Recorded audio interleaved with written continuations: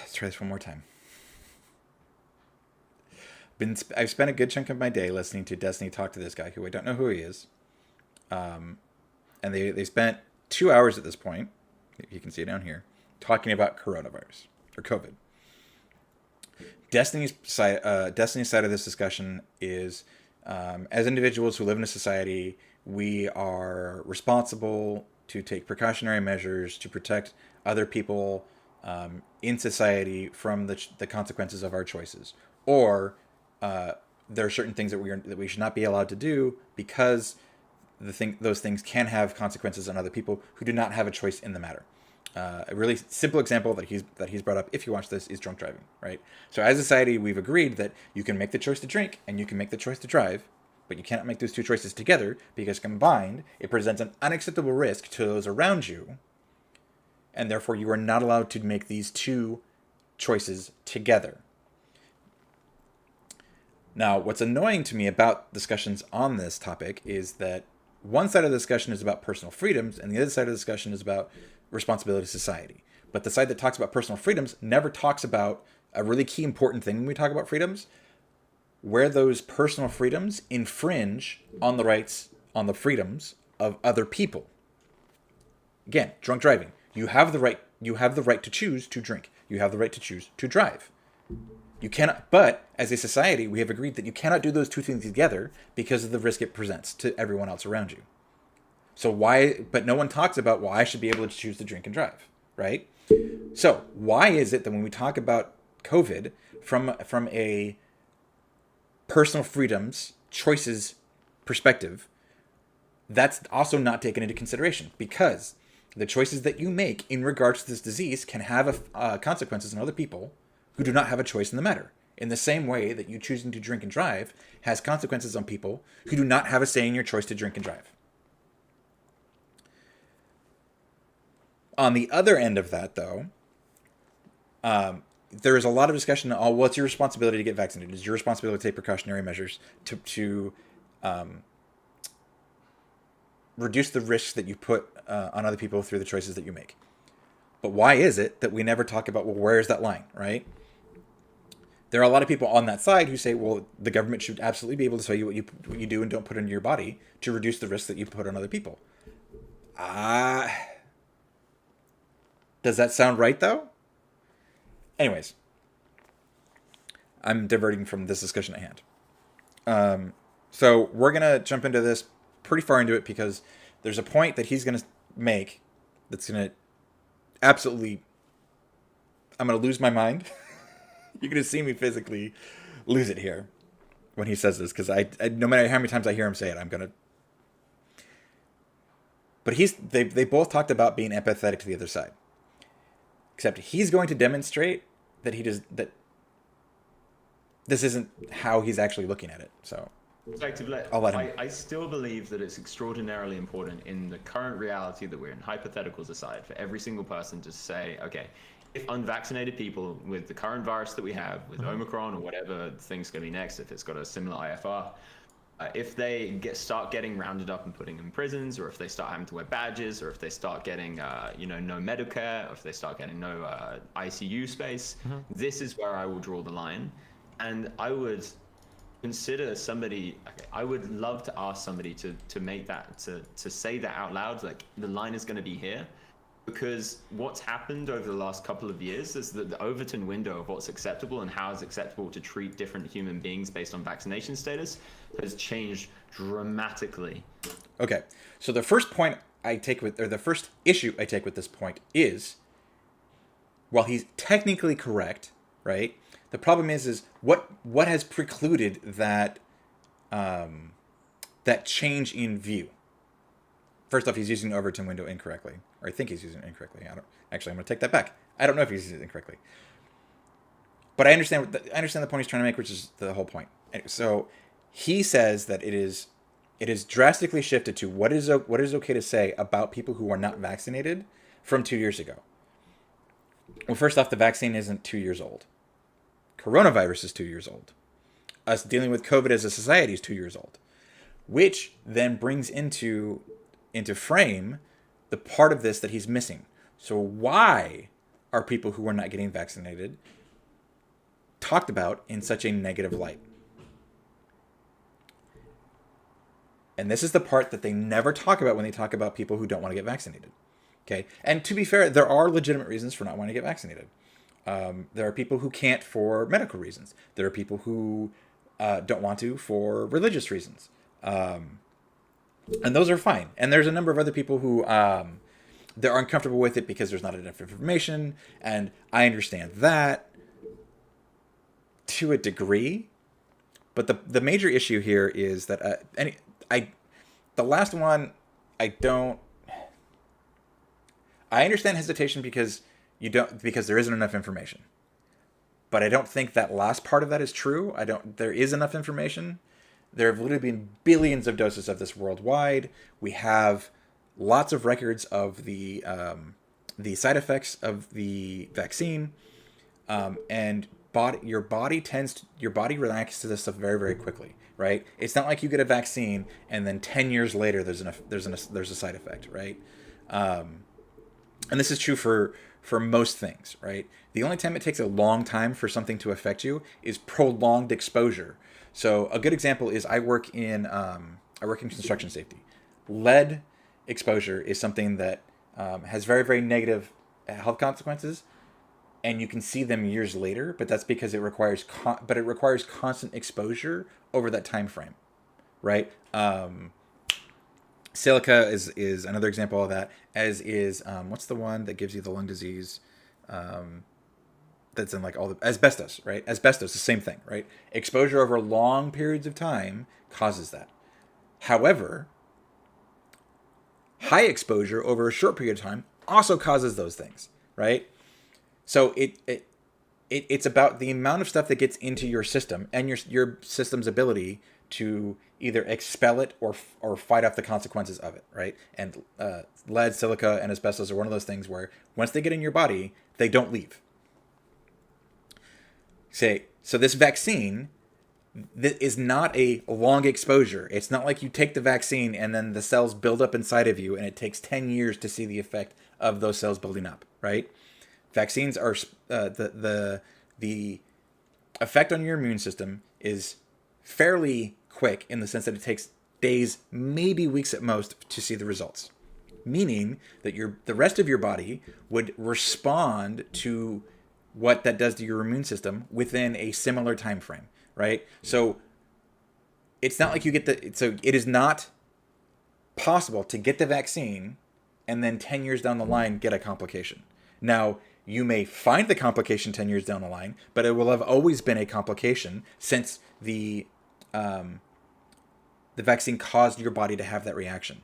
Meaning that either it wasn't severe enough, that it caused issues at the time, or it wasn't something that you noticed because of your overall health, irrespective of exclusionary of that effect. But anyways, getting sidetracked here. His point about their view, or they're being demonized, and it's very different from 2 years ago. Okay, the vaccine isn't 2 years old. So why are you bringing up the 2-year time period? Oh, because we've been dealing with the virus for 2 years, right? So what's the connection there? Oh, the connection is that the people who don't want to get vaccinated are the same people who wouldn't wear masks and wouldn't stay home. Okay? So where's the issue with this? The issue with this is these are people who refuse to take any steps to mitigate the danger that they put others in to do the things that they want to do. I don't want to have to stay at home. Okay, fine. Then we ask you to wear a mask when you leave the house. I don't want to have to put something on my face. Okay, then please don't leave your home. That's why they're demonized. That's why they're criticized. That's why they're looked at this way. These are people who will take no steps to mitigate the consequences of going outside and not wearing a mask while a virus is raging that you can easily transmit to other people without ever knowing that you have it, and not even not knowing that you have it in the incubation period, but never knowing you were infected and had it in the first place, because asymptomatic people are still a thing, right? So it's interesting that he brings up, oh, well, it's changed over the 2 years. Well, because it's not about vaccines. It's about their decisions to not do anything to take accountability for the other choices that they're making. So I have a real simple example, right? I've already pointed out that, like, as a society, we agree that there are certain things that you cannot do because it poses too great a risk to other people. Simple example is drinking and driving. You can choose to drink and you can choose to drive.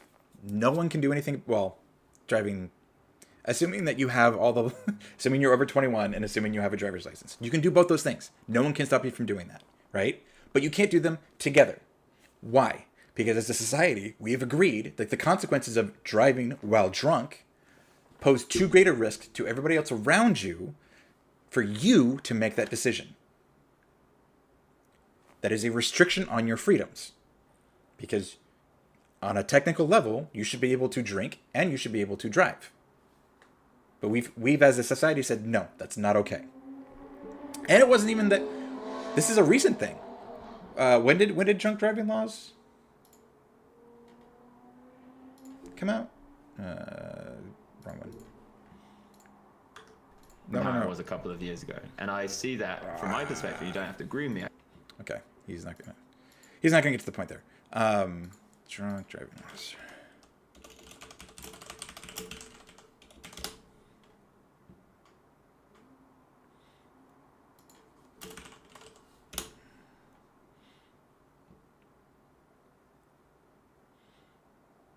Okay, 1910. That means those laws aren't even 100 years old. Okay, and then the other thing that I feel like gets lost in these discussions is, what's the point of all this? Does anyone remember flattening the curve? This is the point. So the other argument against vaccines is, well, it doesn't even prevent people from getting sick. It doesn't even prevent people from getting the infection. That's not the point. The point has never been for people to not get sick. The point has always been to spread it out so that we do not overwhelm our resources. Because if we can handle 100 people, let's say our American society is what, 330 million people or citizens? 330 million people. Let's say the inevitable conclusion is that everyone's going to get this now. But we can only handle, let's say, 100,000 every day. If we don't do anything to prevent more than 100,000 people of getting sick at the same time, that means that we are going to have a greater number of people die who could have survived had we had them get sick later than a bunch of other people. So a simple example. Let's say we have 10,000 people sick, and then that turns into 20,000, and then that turns into 30,000. And then we finally figure out how it spreads, right? So now we can reduce it from 10,000 a 10,000 increase to a 1,000 increase. But we have to do certain things. And if we don't do those certain things, it's going to stay at 10,000, right? At what point do we reach the level in which the system can no longer handle the additional increases in infections? Well, when we get to 100,000. So 70,000 more people can get infected before we reach the point where we're not able to help people. And let's say that every 5 days, 40,000 people don't get sick. Or 40,000 people stop being sick from originally having it. Or no. That's way too many. Let's say it takes 10 days to get over it, right? So first 10,000 people have 10 days before they get sick. Meaning that if we do nothing, there are always going to be 10,000 people who cannot get the medical care they're going to need because they're sick. Whereas if we take the steps to mitigate it, we now reach a point where we never even come close to that capacity, because we're still 30,000 people, and then we're only getting 1,000 people sick every day, which means that we're getting through 9,000 or 10,000 people. I'd have to write this out, but the point is that if we take these steps, you reduce the number of people that are sick, reducing the strain on the system, meaning that we can handle 1,000 people getting sick every day, but we can't handle 10,000 people getting sick every day. That's what the whole point of this is, right? So none of this is about people not getting sick, people not getting infected. It's about reducing the number of people who need resources at the same time. So, back to this. So why are people angry at people who won't get vaccinated? because these are the same people who wouldn't not leave their house and wouldn't not wear a mask. And there's always an excuse. There's always, there are studies that say it's bad for you. No, there are no studies that say wearing masks is bad for you. It's an infringement on personal freedoms. Not any more so than laws that are already on the books, as they like to say, right? So this is the arguments against these things have been the same thing from day one, my personal freedoms. But the arguments against them have been the same thing from day one. How much do you owe the society in which you live in to take certain steps to mitigate the risks that you put others at? And this is not something that they will engage with. I see it getting worse and worse and worse, the demonization of people who are unvaccinated. So I would love to hear you say publicly, if they do X, then I'm going to stand up for them in the current universe that we live in. It's hard because it depends on how severe things get in the future. Okay, so what I want to point out is this demonstrates a black and white mentality for him, in that this is a line that will not be crossed. The problem is there are way too many variables when it comes to this stuff, right? So and he's probably going to go, I think he either goes over this now or he's gone over it before. But his point is really as simple. It's not what actions are taken, it's the reasons behind those actions being taken. So he uses, actually I think he covers this before. If the virus turns out to end up infecting, like, if the death rate is 50% and the infection rate is like, I look at you and you get it. Well, then the government then says, well, if you don't get the vaccine, we're going to shoot you, right? Because if you don't get it, then you're going to kill a whole bunch of other people. Well, he says, I'm not going to take issue with that, right? Because, like, that's pretty crazy stuff. But on the flip side, he then says, well, let's say that this just makes you really sick, and your likelihood of infecting other people is like 20%, and those 20% people are just gonna get really sick. Well, I'm not gonna be for them shooting you, but then I would be for something like them telling you that you have to stay home or stuff like that, right? And so there is no hard line with this stuff because there's a lot of variables in this, right? What's the likelihood that you're going to infect other people? What's the severity of that effect on other people? What's the steps that the government is going to take to restrict that? And what's the reasoning for them restricting that? Is that borne out in the data? Like, so this very much demonstrates that it's a binary modal on how he looks at this stuff, right? Like, I always try to figure out, like, I struggle to explain it beyond that. But it's a way of looking at things, which, like, I don't understand. I can't even explain it other than it's a binary, right?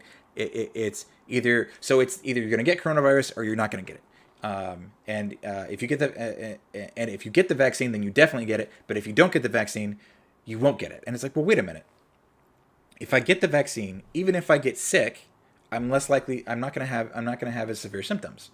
But for whatever reason, the way their brain computes this is the vaccine is 100% you get it, and then you have the effects of the vaccine. Whereas if you don't get the vaccine, you don't get corona. And it's like, well, wait a minute. But you do. You can still get it if you're not vaccinated. So, like, you're not preventing anything. And yes, I definitely feel bad after getting the vaccine. But if I do catch coronavirus, my symptoms aren't going to be as severe. And the likelihood of me getting long COVID or having what they call long COVID, which is basically side effects, or I'm sorry, further complications from getting it, are reduced versus if I don't have it. And, like, yes, there's always the possibility I don't get it, but there's always the possibility I don't get it whether they get vaccinated or not. And yet they view these two things as binary rather than the getting it or not getting it as binary. And the vaccine is just an additional layer on that binary. I don't understand this. How could I? What? Let's say it's Omicron. Yeah, but I mean, like, as it stands right now, like, the line Thanks, is that, Bob. like, I appreciate that. I don't even know if we should prevent people from going to work, because it seems so far, I don't know if it's going to be the case, but it seems so far that it's a milder infection than the other variants. I don't know if this is worth shutting down so much of the economy. And even the CDC seems to agree. That's why they changed the isolation time from 10 days down to 5 or whatever. So in that case, I wouldn't support anything. But if it came to where, like, hospitals were starting to hit this, like, 100% mark, I think that the issue is, and we always ask for empathy for the unvaccinated. It's always like empathy for the unvaccinated, empathy. Like if you've got somebody that's taken like appropriate measures in their life and they've done most of what they could to stay safe and healthy, and you know they have to go to the hospital for some reason, and they can't get medical treatment because it's like fucking overran by people that are unvaccinated and sick with the coronavirus. It's hard not to have empathy for that person who's like, wait, well, this is bullshit. I pay taxes, I pay my insurance, and I can't access scarce medical resources because these people watched, you know, too many episodes of Joe Rogan or Tim Pool, and now I'm not going to get medical treatment, right? Okay, so the point being made here is, again, how much does a person owe the rest of society to take certain measures to protect those around them? So, and his point here is pretty simple on that. We always talk about having empathy for the people who aren't vaccinated, in the sense that like we'll understand their reasons, right? Understand their views, but why? But it's never talked about in the other direction, right? So imagine and this is. Yeah, exactly, right? Like you were super sick, man. But so the point about this is really, really simple in that like we always talk about trying to understand the other side, right? And to be fair, I do think that's done for the most part, but I think it misses the mark ever so slightly, right? So I'll give you a simple example or simple comparison for this one, right? You're at the workplace, and both you and like 3 other people want to get promoted to this position, and you do everything that you're told that you have to do to get that promotion, right? And then this other person doesn't do any of those things, right? And the things that you're told that you have to do on a daily basis. They're not easy to do, and they require a lot of time out of your day to do it away from your normal work, right? But then the other guy who doesn't do any of those things gets the promotion, and then the explanation is, oh, well, it's because he got more work done than you did. Well, wait a minute. But he didn't follow the same rules. So why is he getting the promotion despite the fact that he didn't do the things that you said we had to do to get promoted?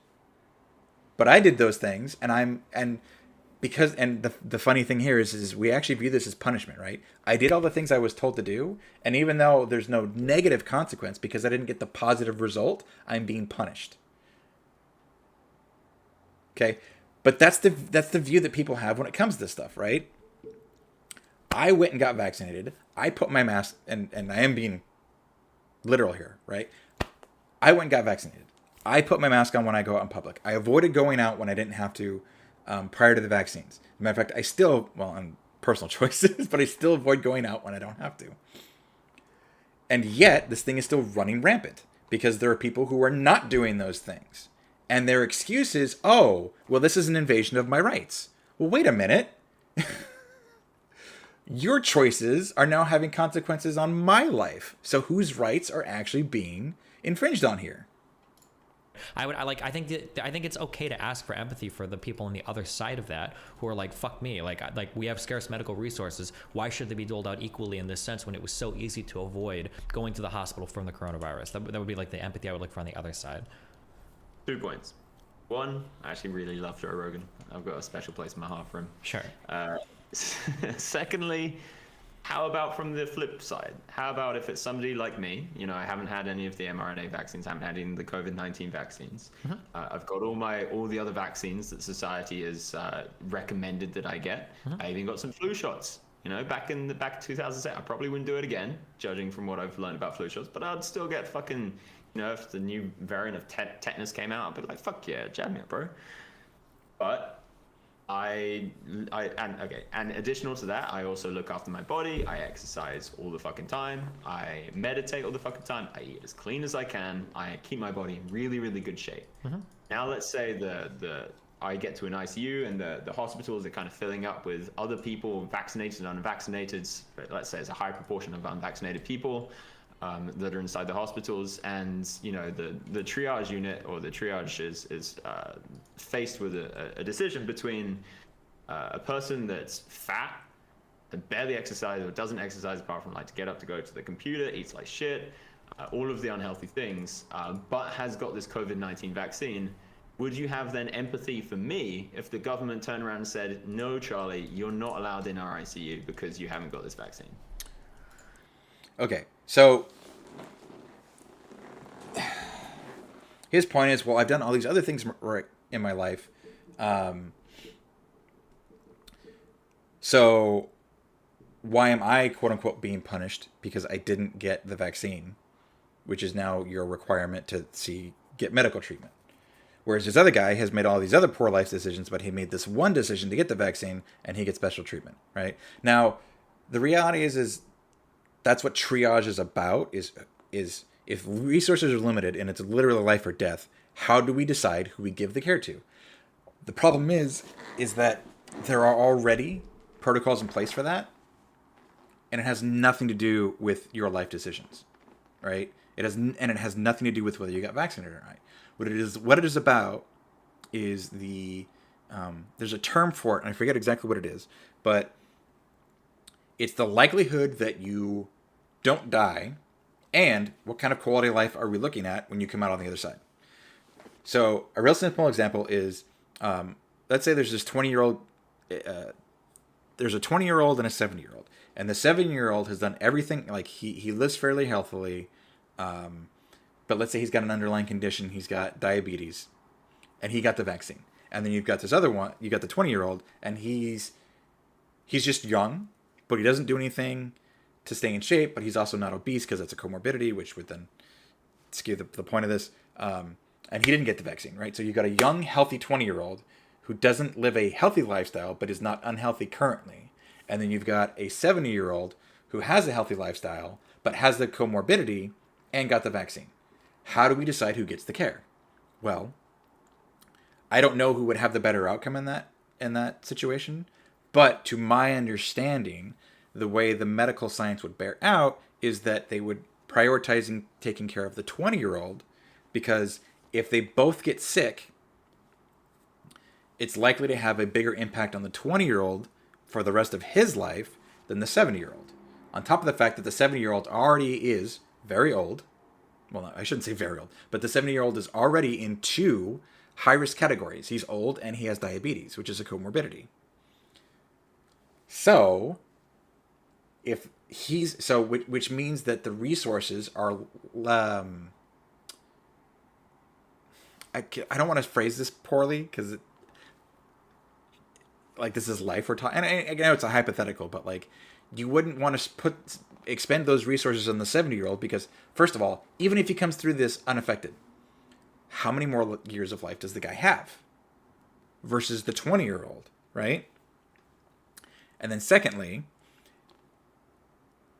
he's already got two comorbidities, which means that if we expend these resources on him, he could still die despite those expenditures, whereas the 20-year-old, he's not likely to die from it, and we should probably expend those resources on him because he's not likely to die from it, right?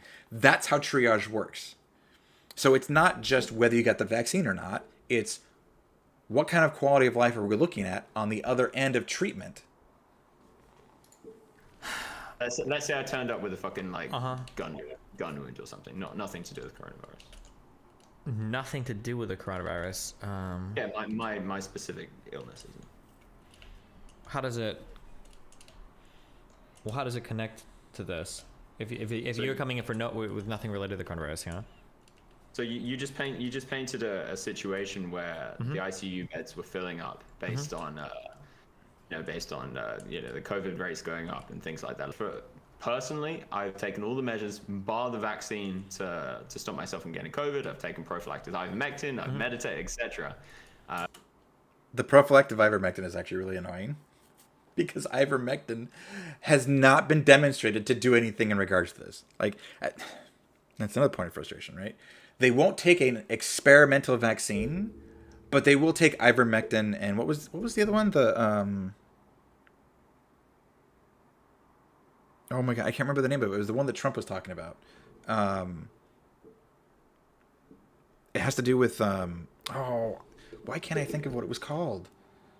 Anyways, there are two other medicines that have despite being studied, have had no demonstrable effect on the outcomes of having of getting sick and or getting better, And they'll take those things, but they won't take an experimental vaccine, which does have data that shows that it helps, right? So like, so it's not that you're against experimental medicines. You're just picking and choosing which ones you think work and don't work based on who you listen to.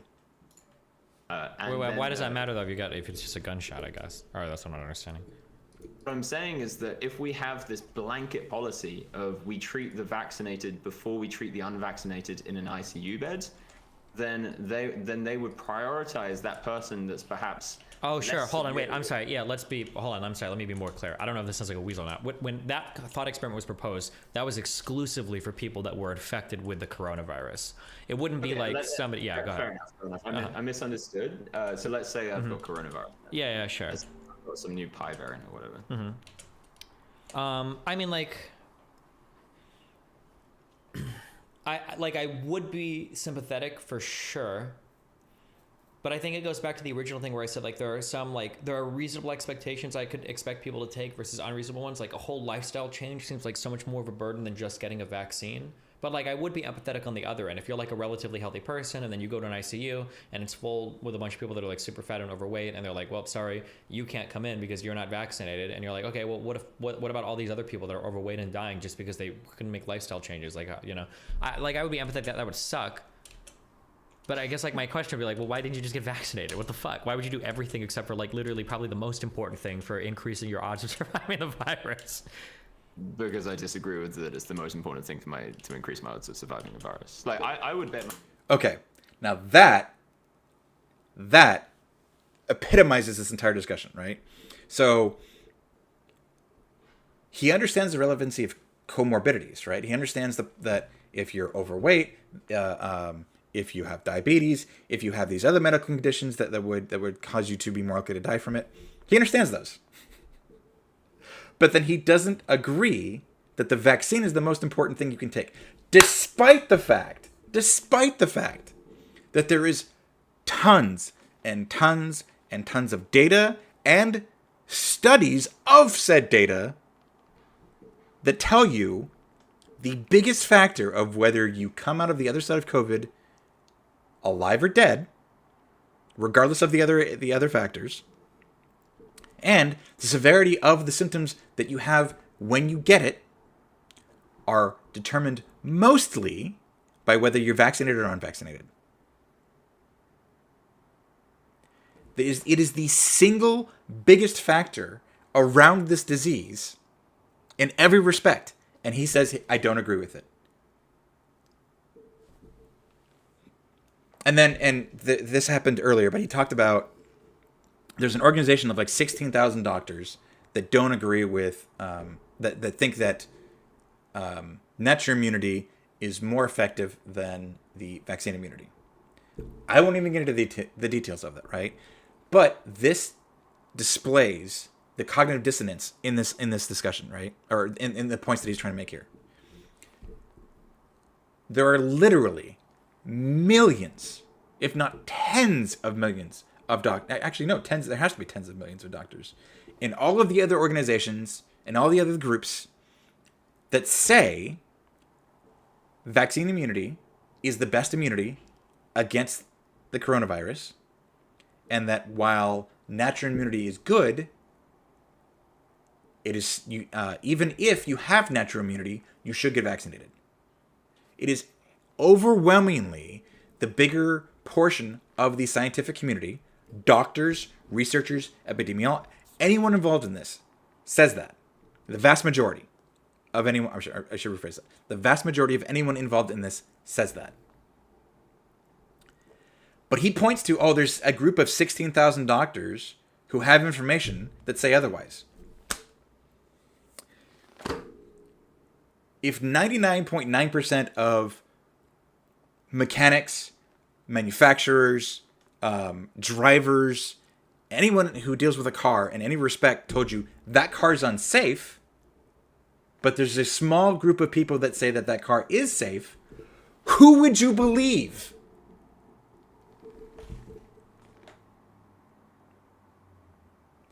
And this is the problem. This is post hoc justifications, right? So he doesn't want to take the vaccine for personal reasons. And I'm not saying that his personal reasons are stupid, because that's not true, right? He has very valid reasons for not wanting to take the vaccine because of his personal views on his body.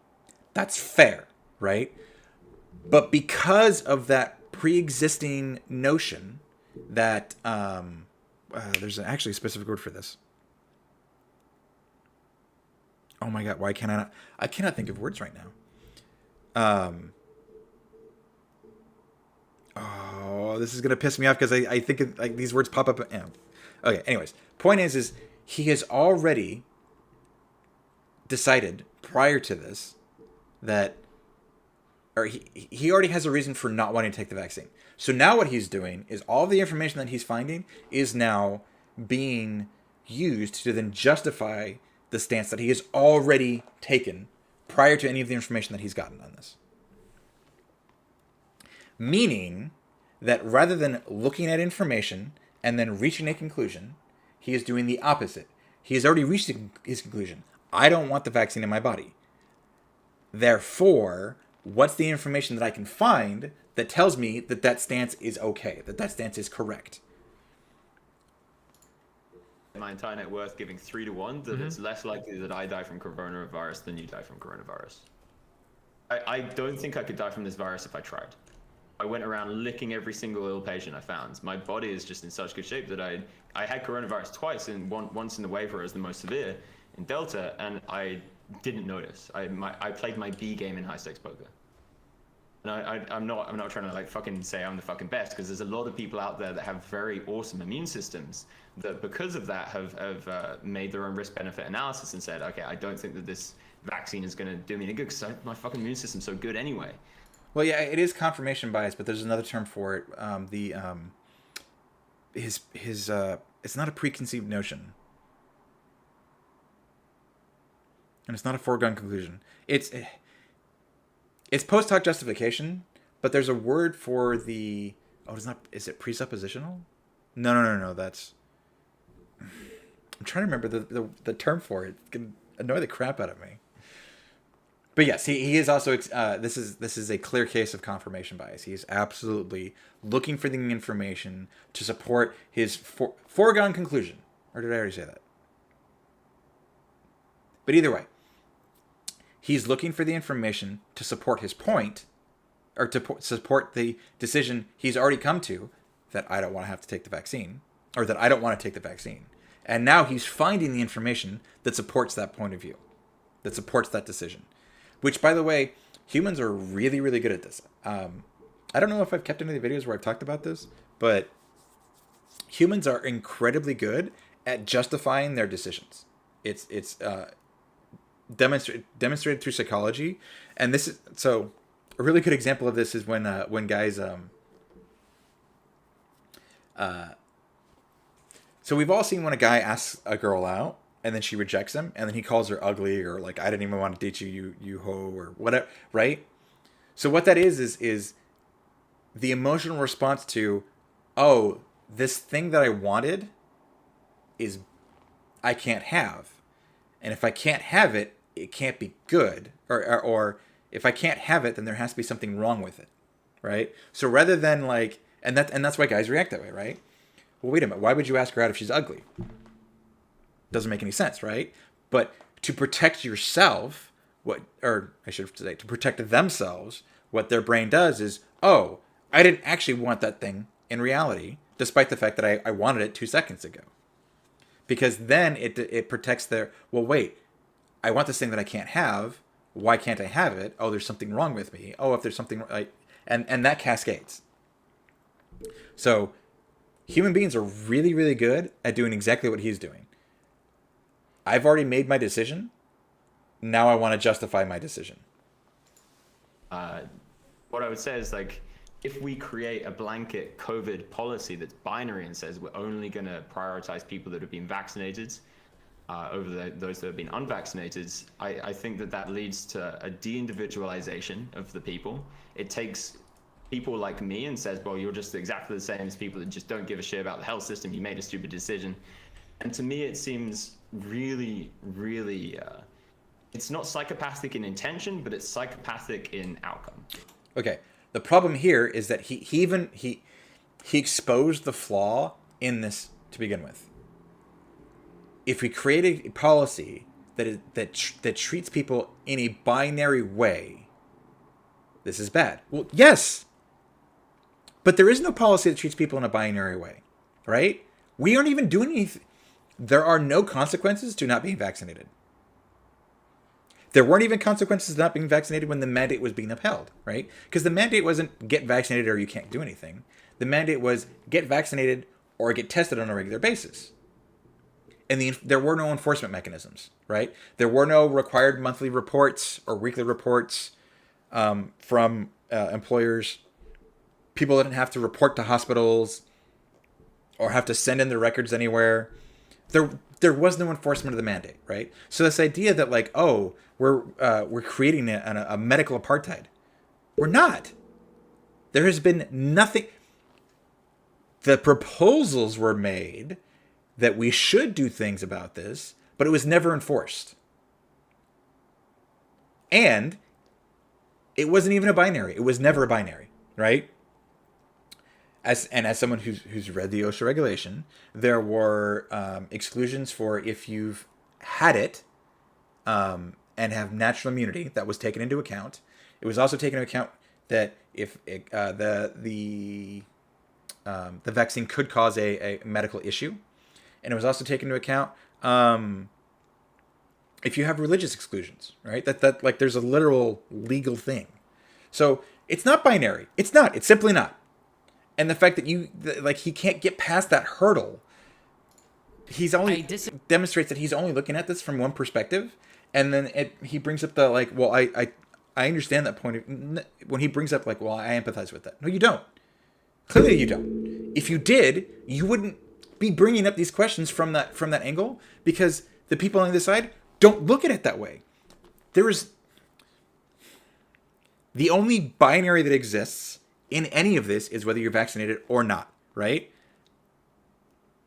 But even within that, you can be vaccinated and have gotten sick and therefore also have natural immunity.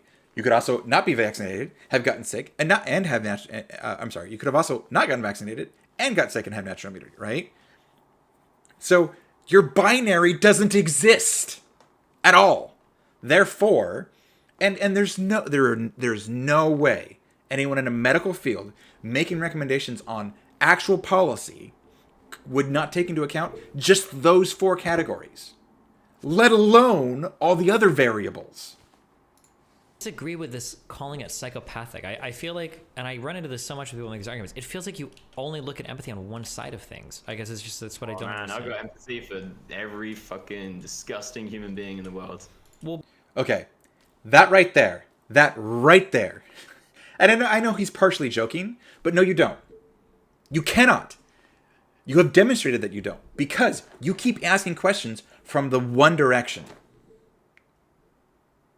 Well, we should defend the rights of people who don't want to get vaccinated. And yet he's never mentioned anything in regards to, well, I understand people who want everyone to get vaccinated because of the possibility of the risk involved in other people not being vaccinated. There's been zero discussion from him in regards to the other side of his points. And he says he understands, but his everything else says that he doesn't. But like, it doesn't seem to be the case that like when our ICUs are filling with like unvaccinated people, and then you run into the potentiality of somebody not being able to get medical treatment because unvaccinated people are filling up ICUs, it just seems like the most selfish thing in the world. Okay, and then the other point that absolutely drives me nuts about this, right? He has a legitimate reason for not taking the vaccine. And yet, because he's defending people who don't want to take the vaccine, who I personally think don't have legitimate reasons, he is now exposing himself to this, right? So he has a personal health. He has a lot of. I don't want to get too far into it. He's discussed it earlier. He has health issues. He's taken a lot of. He's made a lot of choices in his life that have alleviated those health issues. And one of those specific things that has helped him with his health is not. What did he call them? Unnatural substances, right? So he has a legitimate concern in regards to the vaccine because of his personal lifestyle, and the lifestyle that he lives is based on what has made him healthy. He has a legitimate argument for not wanting to take the vaccine. But there are hundreds of thousands of other people who also don't want to take the vaccine for no other reason than I don't want to be told what to do. And he is defending those people, which now put him in a compromised position. Because if he said, no, you don't have a legitimate reason for not wanting to take the vaccine, you just don't want to take it. I do have a legitimate reason for not wanting to take the vaccine. Now I'm stuck with the consequences of you choosing to be selfish versus me, who actually has to make this choice because of my health, right? And yet he's defending those people's decisions to not get vaccinated. In your opinion, if you think that the vaccines are making these things work, but if you look at the UK data, then it's actually completely different. And I don't think that's true in the UK, to be clear, but no, it is. You think in the UK, you think that that you're more likely to be hospitalized if you're vaccinated versus if you're unvaccinated? No, but the differential is very dramatic in comparison to the US. I actually have a video that I could pull up that kind of. Yes, the differential in the UK is very dramatic compared to the US because the number of people who are vaccinated in the UK compared to the number of people who are vaccinated in the US is insane. Like it is orders of magnitude different. Because they don't have the anti-vax movement, because the guy who started that got exposed in British media, in British mainstream media, for the fraud that he is, right? Which is why the anti-vax movement is so strong in America, is because guess where that guy came and started spewing his nonsense, and guess whose mainstream media did not expose the guy for the fraud that he is. Oh, wouldn't you know it? A scientist, the editor of BMJ, elucidates on this a little bit. It'd be interesting to see your reaction to it, actually. What is that, or what are you saying? I'm sorry, could you rephrase that way, or I just don't understand? So, the data between the UK vaccinated versus unvaccinated people in ICUs versus the US is dramatically different, and I would question why, and perhaps there's some data manipulation happening. Oh wait, that you think there are more vaccinated people in ICUs in the UK versus in the US? Yeah, and there's no. There are. I'm not going to dispute that, but that's because the percentage of their population that's unvaccinated is infinitesimally small in comparison to the percentage of population that is compared to ours. Meaning that there are just more people who are vaccinated. Meaning that there are more people who are sick who are vaccinated. Like the numbers don't even compare. There's actually more vaccinated people in hospital in the UK than there are unvaccinated. But sure. What is the vaccination rate in the UK? Yeah, exactly. Yeah. Well, that's really important. That's like paramount. That's like the most important part. I'm not making an argument that unvaccinated people have a better chance of surviving COVID than vaccinated. I'm not making that argument. By the way, I would love to play this 5-minute video for you if. I don't know how. Maybe I could send it to you. If you want to, yeah, you can send it to me. Fuck it, sure, why not? Whilst I go get a snack, because my brain is getting fuzzy from hunger. And I would like to get your reaction to it at some point. So this, can you just drag and drop into? Just copy the URL and then paste it into the Discord message box. It's an actual video. I have to get up on my Twitter. You think Twitter's plus or minus EV for your mental health? For me, plus, but for most people, definitely minus. Yeah, same answer for me. If stuff is like bothering you once you've logged off, if you're like thinking about it a lot or it's causing you a lot of severe mental distress, then it's probably time to cut that thing out of your life, I think. So like Twitter is fun to shitpost on and fight with people, but like when I log off Twitter, I'm done with Twitter. I'm not like thinking about it constantly. Now League of Legends that's a negative EV thing. That's a far different, more insidious monster. The thing I'm sending is the 3-part that I posted to Twitter. I'd like to see what your reaction is to it. Whilst I go get some food. Okay. I'll watch this for a sec, I guess, while you're. Yeah, I've seen it, so I'll know what you're going to say about it. Okay. Hello, I'm Peter Doji. For identification purposes, I'm on the faculty at the University of Maryland and editor at the BMJ. I have no relevant conflicts of interest, and my comments today are my own. In pharmacy school, I teach a required course on how to critically appraise the medical literature.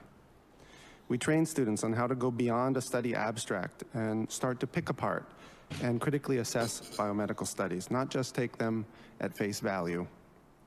I want to use my 5 minutes here to harness that spirit of critical thinking.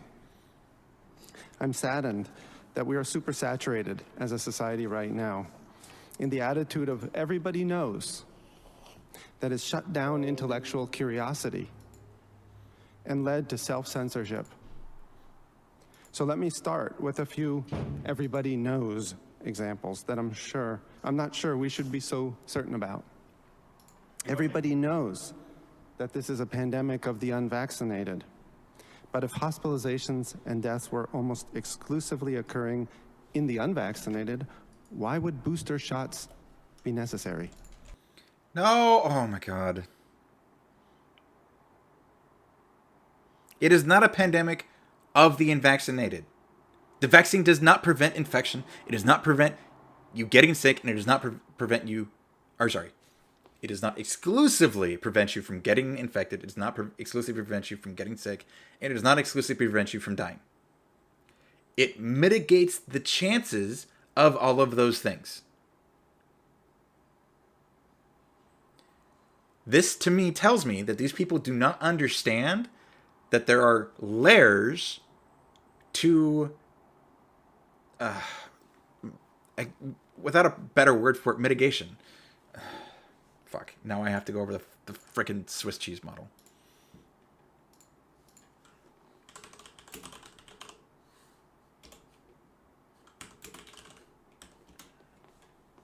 I may have covered this once before, but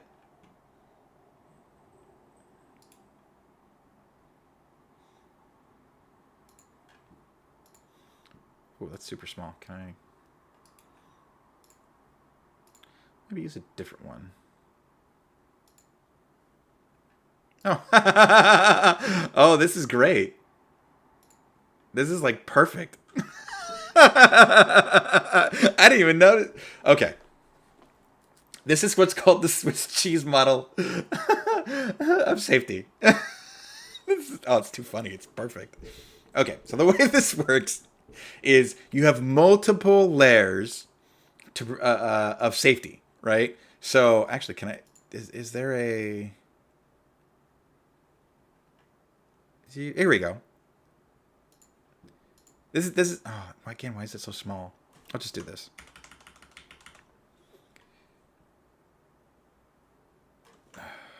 Shit. Can I read any of that?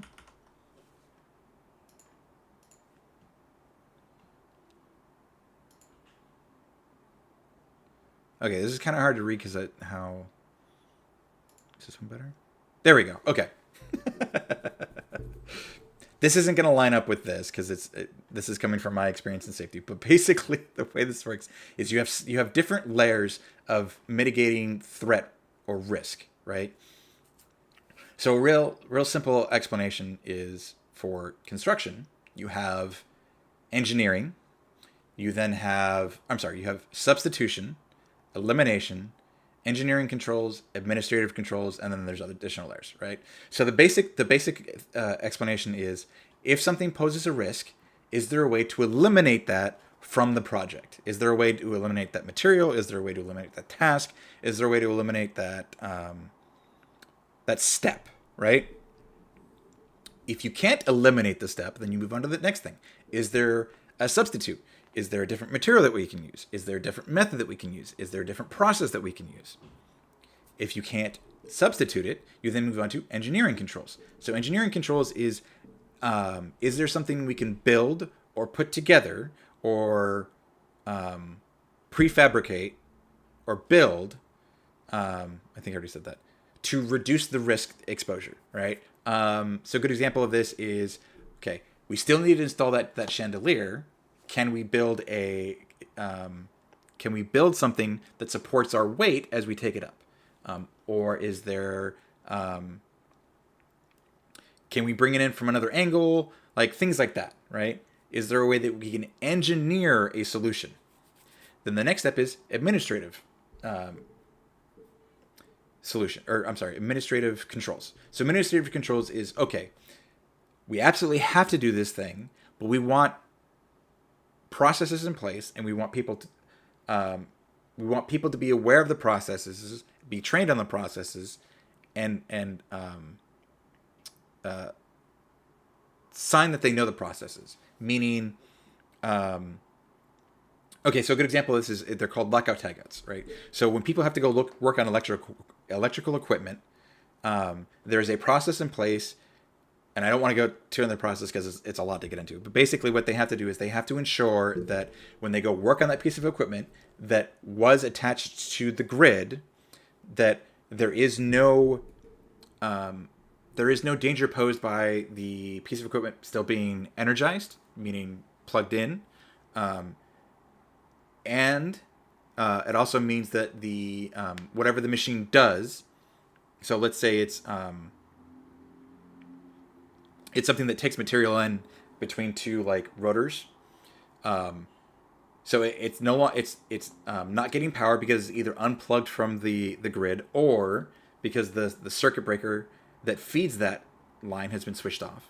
And then it's also been turned on again, despite being and every machine has this, but there's once it's been turned off, there's mechanical energy still sitting in the machine to do the task. So you make sure that's been used up, so that when you're working on it, that doesn't discharge. And so, despite the fact that there's no current, it's not being fed electricity, it doesn't mean that these gears can't move, which would then cause you to get hurt, right? So there's a process for that's the next step, and then so on and so forth. And basically, it's this entire process to make sure that there is no part of this piece of equipment that can do anything to hurt you, because you need to work on it. So there's a written process, there's training involved, people sign that they understand, and then there's equipment that goes with it, and all this stuff, right? So there's a lot, and it's paperwork and time and energy. It's another layer so that someone doesn't to reduce the risk. Now, as this thing clearly demonstrates, there are holes in all of these things conceptually, right? So aside from eliminating the task, substituting something doesn't remove the risk. It reduces the risk, but it doesn't remove the risk. Creating an engineering solution doesn't remove the risk, it reduces the risk. Creating administrative controls doesn't remove the risk, it reduces the risk, right? This is why they're called accidents, because despite all the layers of risk mitigation, it is still possible for something to go wrong. In all of those, and to have gotten through every single one of those layers. So this just demonstrates that this guy talking here about the medical aspect of this doesn't understand mitigation, because the vaccine has never, ever, ever been anything than a risk mitigation tool, just like staying at home, just like masks. Or why would the statistics be so different in the UK, where most COVID hospitalizations and deaths are among the fully vaccinated, as Senator Johnson said? Okay. The problem with this is, why are most of the deaths among the vaccinated? Because what percentage of their population is unvaccinated?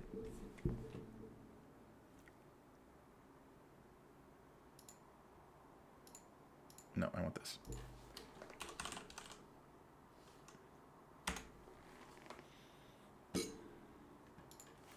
If we have 1 million people, let's just do 1,000. If we have 1,000 people in a group, in two separate groups, right? And 999 of these people are vaccinated. Only one of them isn't. And 700 of these people are vaccinated, and 300 aren't, right? If this group has 100 deaths, only one of those, only one, can be the unvaccinated person. Only one. if we have 50 deaths here,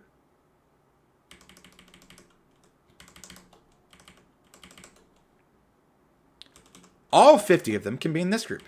They can also all be in that group. So even though this group has a higher unvaccination rate and a lower total death count,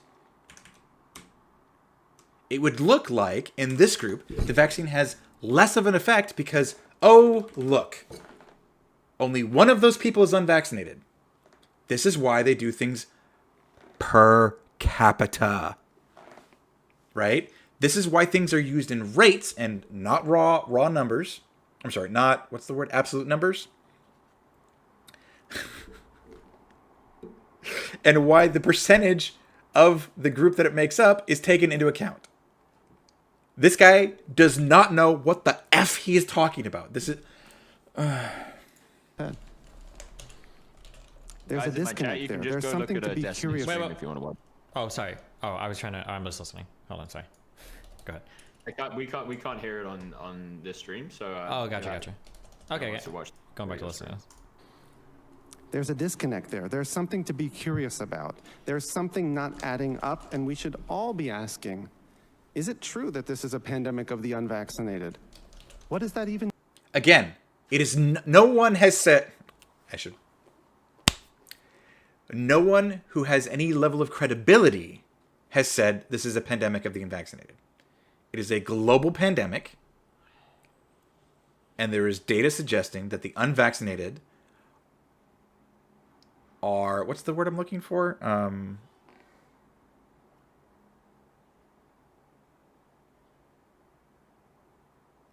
The graphic?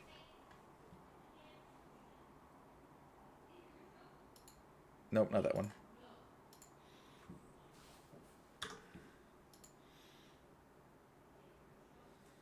This one?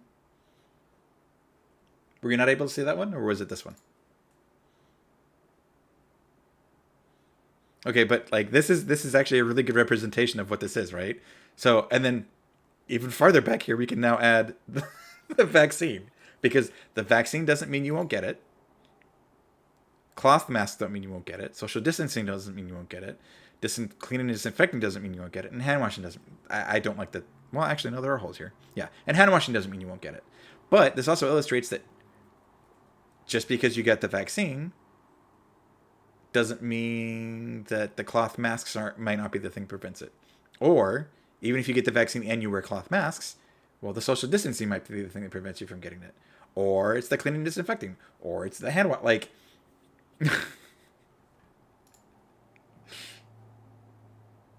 Oh, was it the notepad? Oh, it was blocking the notepad. Sorry. Yeah, it was here. Okay. Yeah, so you have to go back over this. This is the two groups. So if you have one group here, and it's 99 of them are vaccinated, only one of them isn't. And then the 700 and 300, right? So even though this group has fewer deaths, and this group has more deaths, it would look like this group, because of this group, the vaccines have less than an effect, despite the fact that it's entirely possible that this group, all 50 of them could be unvaccinated, right? And even if that were the case, this data still makes it look like the vaccinations have almost no effect, despite the fact that even if all 50 of these, even if there's a 0% death rate here from the vaccinations, this data skews it. Which is why it's super important that it's about percentages and the representation of the total population that each of these pieces of the group have. Like, and I don't understand how a medical doctor doesn't understand that. Mean. Next slide, please. Then there's this. Everybody knows that COVID vaccines save lives. In fact, we've known this from early 2021. The clinical trials proved that to be the case, as you can see here in the quote of a February article in the Journal of the American Medical Association. But is it true? When that statement by prominent public health officials was penned, there had been just one death across the 70,000 Pfizer and Moderna trial participants.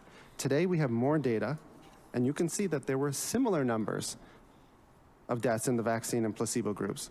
The trials did not show a reduction in death. What the trials showed was a reduction in the infection rates and the severity of the symptoms and the likelihood of needing to go of hospitalization and okay, and here's where he's being misleading. 1.4, or was it? You know what? I can't read this. Deaths. Okay, this number isn't different, right? But first of all, that's over a population of 70,000. You have to extrapolate that out way more. Secondly, what were their comorbidities? Did they have comorbidities? Thirdly, look at the other numbers. Let's just say that the vaccine doesn't make you any less likely to die from COVID than not getting vaccinated. It still reduces the severity of the symptoms, makes you less likely to need hospitalization in the first place. And where do all the deaths occur? In the group that gets hospitalized. Even for COVID deaths, as opposed to other causes, the evidence is flimsy, with just 2 deaths in the placebo group versus 1 in the vaccine group. My point is not that I know the truth about what the vaccine can and cannot do. My point is that those who claimed the trials showed the vaccines were highly effective in saving lives were wrong. The trials did not demonstrate this. Next slide, please. Now let's talk about anti-vaxxers. Everybody knows you should discount what anti-vaxxers have to say. But what does the term mean? The Merriam-Webster dictionary defines it as, quote, a person who opposes the use of vaccines or regulations mandating vaccination. The first part of the definition, I expected. The second part stunned me. There are entire countries from the United Kingdom to Japan which do not mandate childhood vaccines. Both achieve high levels of vaccination, just not through regulations mandating vaccines.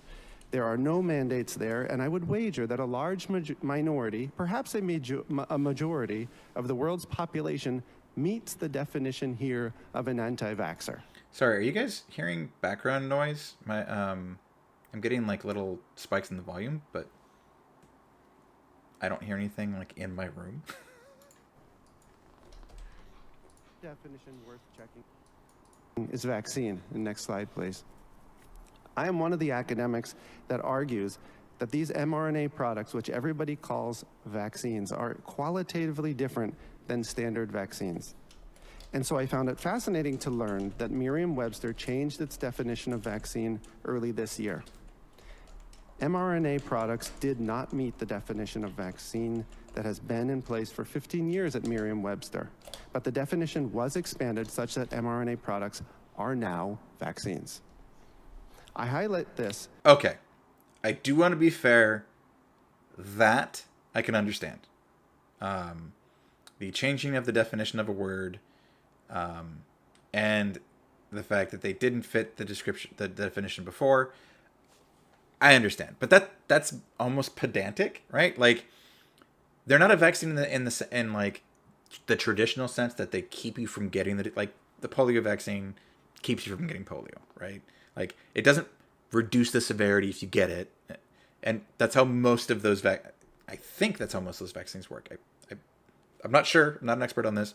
But my understanding of a vaccine is that, yes, it prevents you from even getting the disease in the first place. So loosening the definition of vaccine to then make these things fit into that word, I understand. So saying that these aren't actually vaccines is fair. But then what would you call them?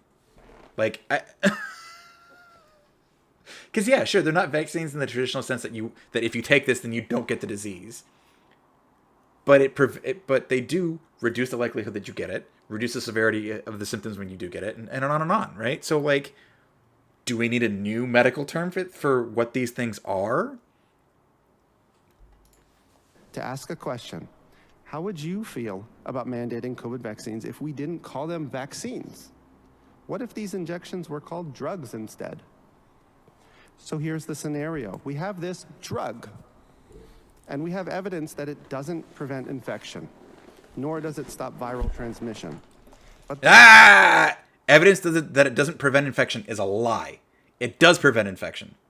It doesn't eliminate the possibility of infection, but it does prevent infection. And the data bears that out. That is bullshit. Drug is understood to reduce your risk of becoming very sick and dying of COVID. Would you take a dose of this drug every 6 months or so for possibly the rest of your life? If that's what it took for the drug to stay effective? Would you not just take this drug yourself, but support regulations mandating that everybody else around you take this drug? Or would you say, hold on a sec. Maybe you'd say that if that's all the drug does, why not use a normal medicine instead? The kind we take when we're sick and want to get better. And why would you mandate it? The point is, just because we call it Wait. I don't like the fellow. Wait, did I miss that part? The minority or majority of the world is anti-vax by definition? Do I need to go back? drugs instead. Found it fascinating to learn that Merriam-Webster changed its date childhood vaccines. Both achieve high levels of vaccination, just not through regulations mandating. Right, okay, Dictionary defines it as, quote, a person who opposes the use of vaccines or regulations expected. The second part stunned me. There are entire countries from the United Kingdom to Japan which do not mandate childhood vaccines. Both achieve high levels of vaccination, just not through regulations mandating vaccines. There are no mandates there, and I would wager that a large minority, perhaps a majority of the world's population meets the definition here of an anti-vaxxer. Okay. To be fair, he switched them up in each of his position. So he wanted to say a large minority, and then he said a large majority. And then he said the majority. And then he wanted to say the majority and then said the minority. So he swapped them equally. And that's fine. He's also, I can't imagine this guy's a public speaker. He's a doctor. He's in some sort of a hearing of some kind. Has to be a lot of people listening to him, nerves. That'll excuse. However, that point, that's a terrible point. I would then argue that meet this definition. No.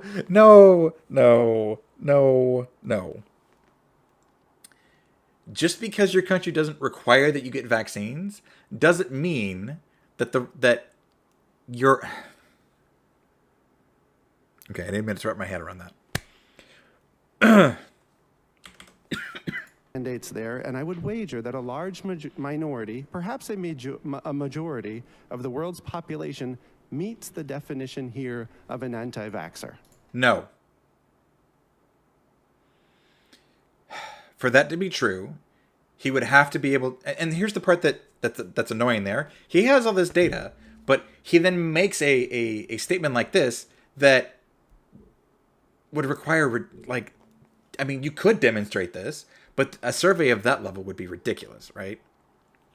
So his point is, I believe the majority of the world is anti-vax according to this definition of anti-vaxxer, right? And the definition is doesn't believe in mandates requiring vaccines. Okay.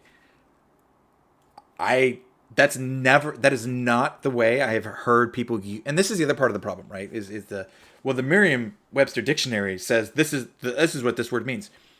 It doesn't matter what the actual definition of a word means. It matters how it's used in discussion. Because the point of communication is to get across ideas, right? And if I'm not using a word with the literal, in the way that the literal definition works, you can still understand the point I'm trying to make, even if I'm misusing the word, right? Which then stands to reason that it is possible for people to misuse the word and not understand the true definition of the word. And then, because of the way some of these words work with odd definitions like anti-vaxxer, including people who just don't want mandates for vaccines, because those are two very different stances, right?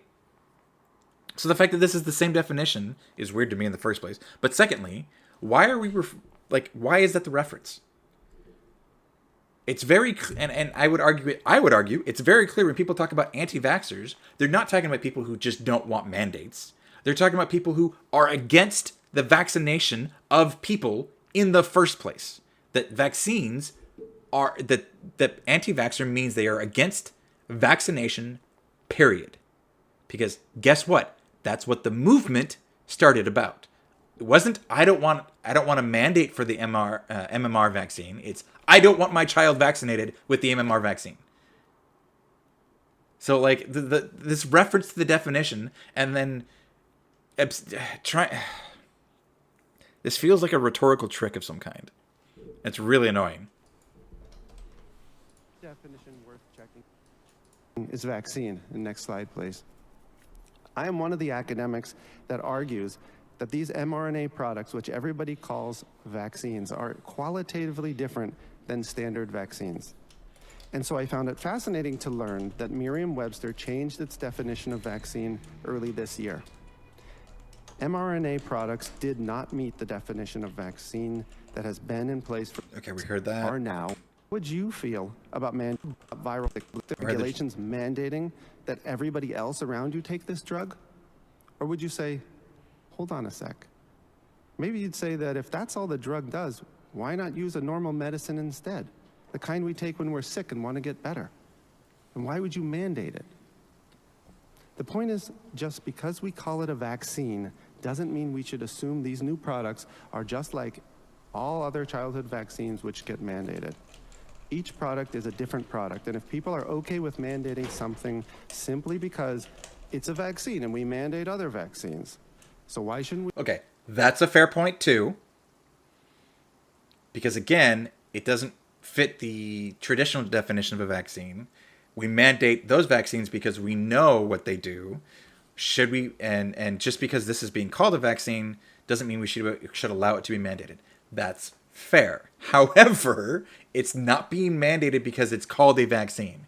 It's being mandated because the data to this point seems to demonstrate that it has the intended or the desirous outcomes of reducing the number of people who get sick, reducing the severity of the symptoms of people who do get sick, reducing the need for hospitalization if they do get sick.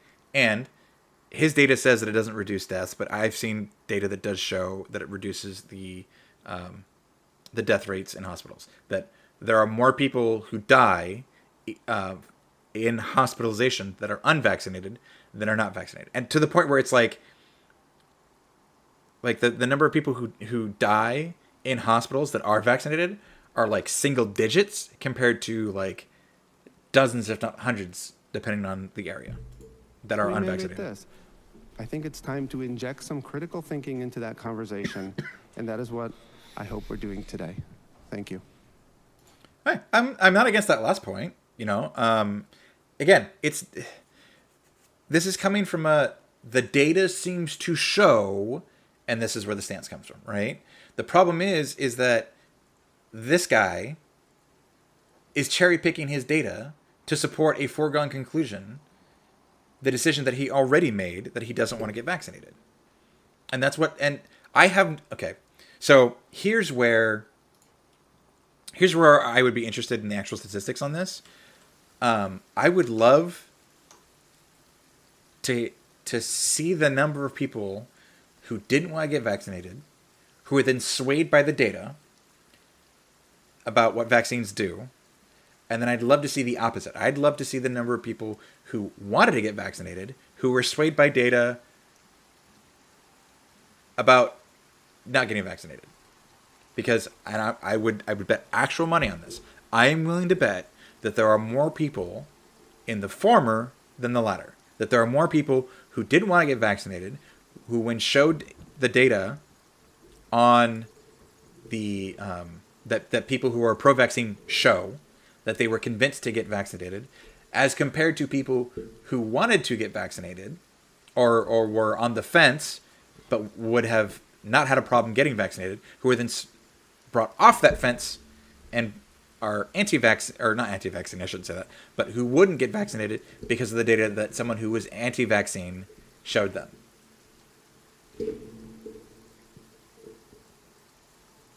Yeah, okay. like yes, and this is that's key. This is the part that drives me nuts, right? If I have information that can demonstrate this is the outcome of this policy, that's the point. That's the point of these policies, right? This is all about outcomes. Everything we do is about outcomes, right? Why do we have unemployment? Why do we have our... Okay, yeah, everything is about outcomes. Now, we attach morality to some of these things, right? But the reality is, why do we as a society, with all the varying opinions that we have on all the varying subjects, and all the disparate political views that we have, why do we agree on policies? Because of the outcomes that they provide. So, like, okay, the increase of the minimum wage. People who are for it constantly cite data that shows that if you increase the minimum wage, it has these positive results, right? And then people who are against it will then cite the data that it has these negative results. So then and these are both true. So for example, Seattle raised their minimum wage well before this became a national policy. And there was a lot of interesting data from that decision. Oh, sorry, I gotta check my game again. Actually, can I?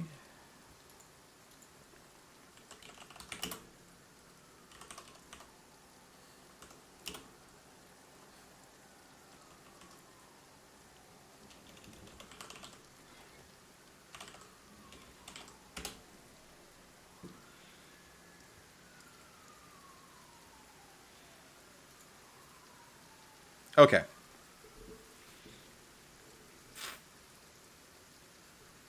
MWH decision policy 2014.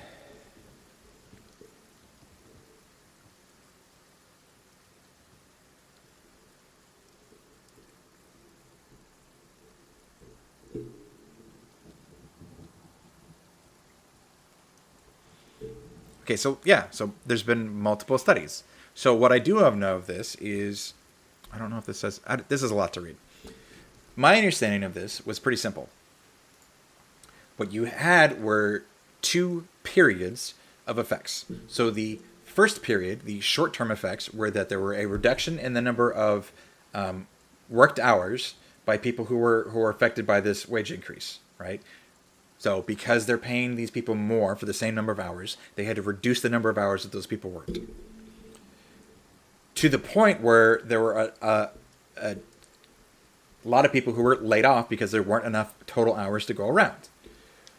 However, what ended up happening was because those people who did continue to work had more money to spend, or had more time to go get another job to earn more money to spend, they spent more of it, which then resulted in those same companies who had to increase their wages getting increased revenues, because that's what drives economies. Excess money, or excess expenditure money, right?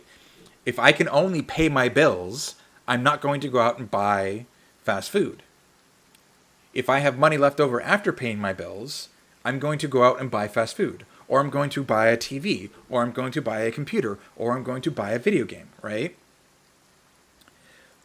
What ended up happening long term was all of those lost hours that were cut because of the increased costs of those hours were then those jobs were brought back because they saw a influx of money being spent in those same businesses, because there are more low-wage workers who saw a benefit to the increase in wages than there are businesses who see a negative effect of having to pay out higher wages. It's that simple.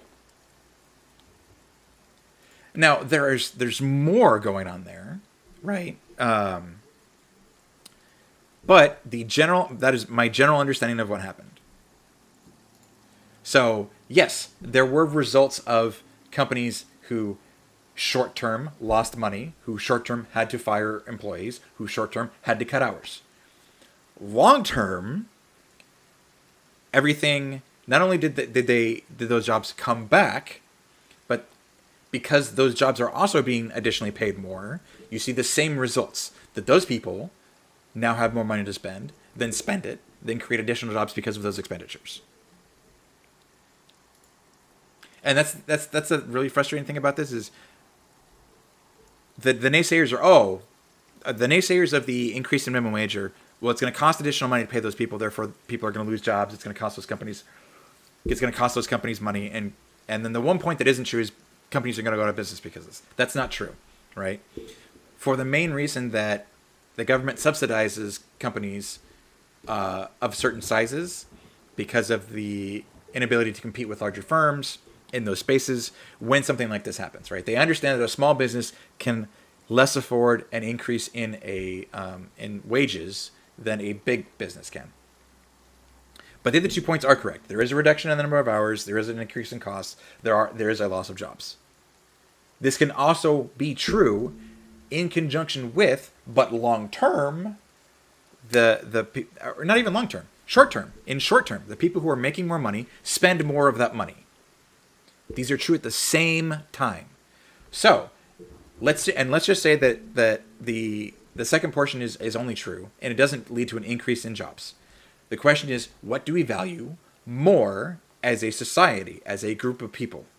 Do we value the outcome that people have more money to spend more than the outcome that there are some lost jobs and some companies lose revenue? Or do we value the opposite, that we would prefer that those workers don't have as much money to spend if it means there are more workers working, and those companies are not losing that money on those wages, or are having to spend that additional money on those wages.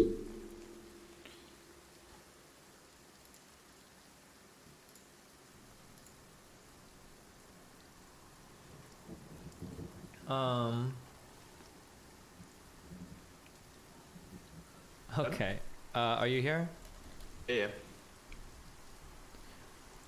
Just a quick couple of things. First of all, chat, the worst thing that you can do is turn tribal towards each other. I usually have such a loving chat. Yeah, a lot of people say that until I show up. It's yeah, we're usually so accepting of each other, but yeah, this is obviously an inflammatory topic. But the worst thing you can do, the stupidest thing you can do, is fall for the classic tribalistic warfare. Secondly, somebody in my chat said you're Aspergic. True. Somebody in chat said I'm Aspergic? Aspergic. Yeah. What does that mean? Asperger syndrome? Oh, who, me or you? You. Did you say that it's true? No. I said somebody in my chat said it's true. I was actually diagnosed with it as a kid. I was just wondering if we had that in common. No, we don't have the Asperger's diagnosis anymore. It's all ASD, autism spectrum disease, but it's all under here in the news. But I like to say I'm an undiagnosed Aspie going through society. I think so. Possibly. Okay. So I have I know that people have written responses to that, and I could read that to you. No, you're not interested? I'm interested. I'd rather hear you first, at least.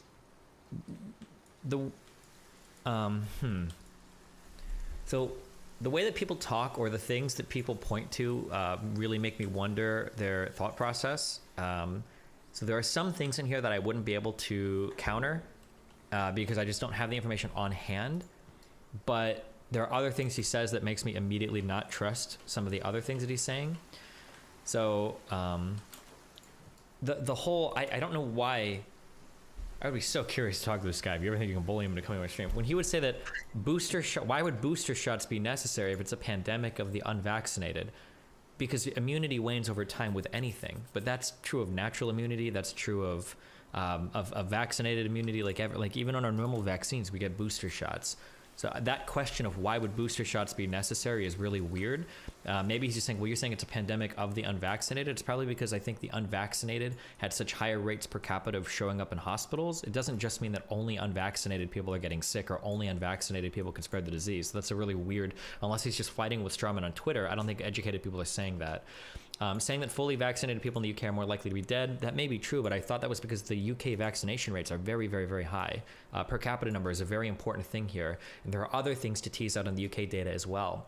So, for instance, even early on in the UK data, this is my understanding, I may be wrong, but early on in the UK data, fully vaccinated people, even per capita, were more likely to die than unvaccinated people. And a lot of people were pointing to that and saying, like, well, look, these vaccines aren't even helping. But I think the reason why was because in the beginning of the pandemic, the UK was exclusively vaccinating people that were like 60 plus or were like highly at risk of dying. So that selection, that group of people were already massively overrepresented for deaths. The vaccine brought it down, but they're still more overrepresented than the normal healthier population. The Pfizer vaccine trials, I don't know the picture that he's looking at. I have to go through and look at like an actual analysis of what he was talking about exactly there. But I know that like the Pfizer vaccine has been examined by like every country in the world that's using it. And if there was some huge conspiracy here where Pfizer lied about their data, I feel like another country would have shown that, but maybe not. But I know there are responses to this. Later, changing of an anti-vaxxer, Thanks for stopping by. Merriam-Webster and trying to say that this is what the vaccine definition is, that's very weird. That sounds like a Twitter talking point. Like, Sorry, in case it couldn't be heard. Thanks for stopping by, Bloom.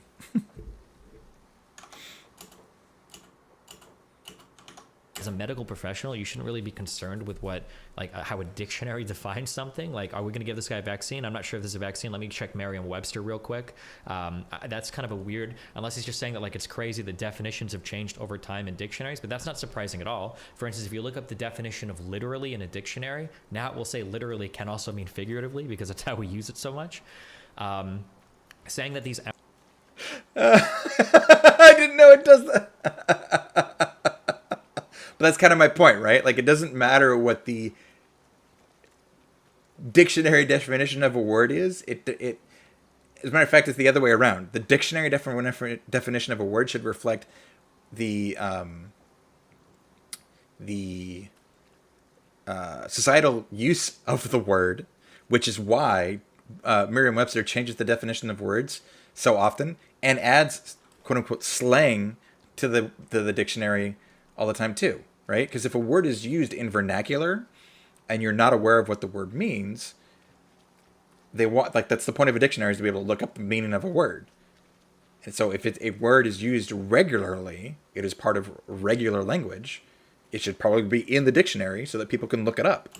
mRNA products are different than other vaccines, I guess is kind of true, but there are non-mRNA vaccines for the coronavirus as well. There are the traditionally tuned vector virus or adenovirus, whatever bullshit ones. The AstraZeneca, the Johnson & Johnson one, like these things exist too. Yeah, I don't know. It just seemed like kind of a weird thing, but I know that there was a write-up that a doctor responded to this point by point. Jeffrey Morris did a write-up of this, but I haven't read it yet.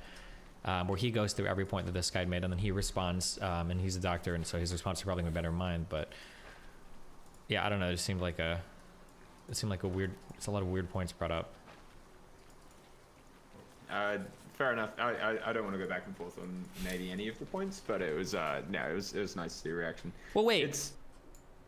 This is like a 5-minute read. Can I read this real quick? Yeah, sure. Okay. I'll just read real quick because I'm curious.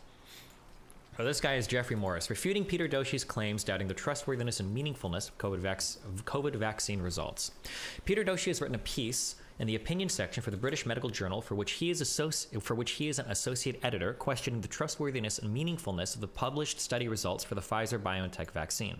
In it, he implies a lack of transparency in the analyses and suggesting the vaccine efficacy would be more like 19 to 29% based on something he argues may be a more meaningful clinical endpoint than the primary endpoint corresponding to the 95% efficacy estimate reported in the FDA report and the New England Journal of Medicine paper. His report implies that the pharmaceutical companies are misrepresenting the results in a way way that exaggerates their efficacy and safety, and that this misrepresentation has not been caught by the FDA or the NEJM peer review. His opinion piece is the most highly read at BMJ, a highly respected medical journal, and is also being highly cited by anti-vaccine groups all over the internet. If his claims are accurate, then this could be a great service to science to raise legitimate questions and correct the public's perception of the demonstrated efficacy of the Pfizer and Moderna vaccines. But if his claims are not accurate, this piece does a great disservice to the scientific community and world as we struggle to get control of this pandemic. The Pfizer-BioNTech Phase 3 study appears to be well-designed, being a double-blind randomized placebo-controlled trial with clearly pre-specified dose, schedule, and endpoint, and its results appear to be better than anyone dared hoped, with a 95% efficacy far exceeding the 50% threshold for FDA approval, and an adverse event profile that appeared positive with transient fever, fatigue, headache, and arm soreness among the few that differ from placebo. While there are questions remaining about the durability of immunity, the degree of protection against asymptomatic disease or transmission, and long-term safety endpoints, these results surpassed expectations and appeared extremely promising. Is it possible that these results are not what they appear? Let's investigate Doji's claims. So number one, the FDA report reveals that not all COVID-19 cases counted in primary efficacy analysis. The crux of his argument is based on a section in the FDA report entitled Suspected COVID-19 Cases that he portrays as evidence that the vast majority of true COVID-19 cases were omitted from the primary analysis to inflate efficacy estimates, and that if all true COVID-19 cases were included, the efficacy would be much lower. I'm guessing this is where his picture comes from. He presents this as some sort of gotcha moment, but looking at the documents, it is clear that he's either misunderstanding or misrepresenting the trial and its results. First, let's see this section in the FDA report upon which he builds his claims, which consists of two paragraphs at the top of page 42. The first paragraph starts with the sentence, as specified in the protocol, suspected cases of symptomatic COVID-19 that were not PCR confirmed were not recorded as adverse events unless they met regulatory criteria for seriousness, and then goes into the details of the two suspected cases in the trial that met the regulatory criteria for seriousness. The second paragraph goes on to discuss the total number of suspected cases of symptomatic COVID-19, and since it is the springboard for Doji's argument, here I will copy the entire paragraph. I'm just going to read like 2 or 3 more of these, and I won't go through the whole thing, but just in this section.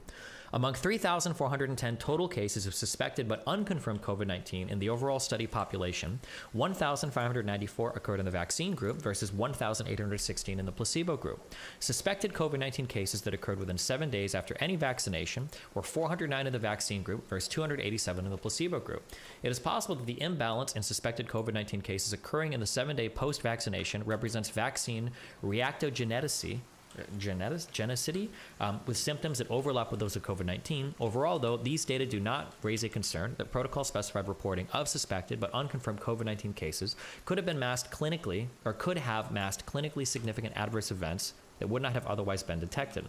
Doji argues that these 3,410 cases of suspected but unconfirmed COVID-19 should have been included in the primary efficacy analysis, suggesting a better choice for the efficacy endpoint may have been a comparison of the total confirmed plus suspected COVID-19 cases between the vaccine and placebo arms, which would have led to a much lower efficacy estimate.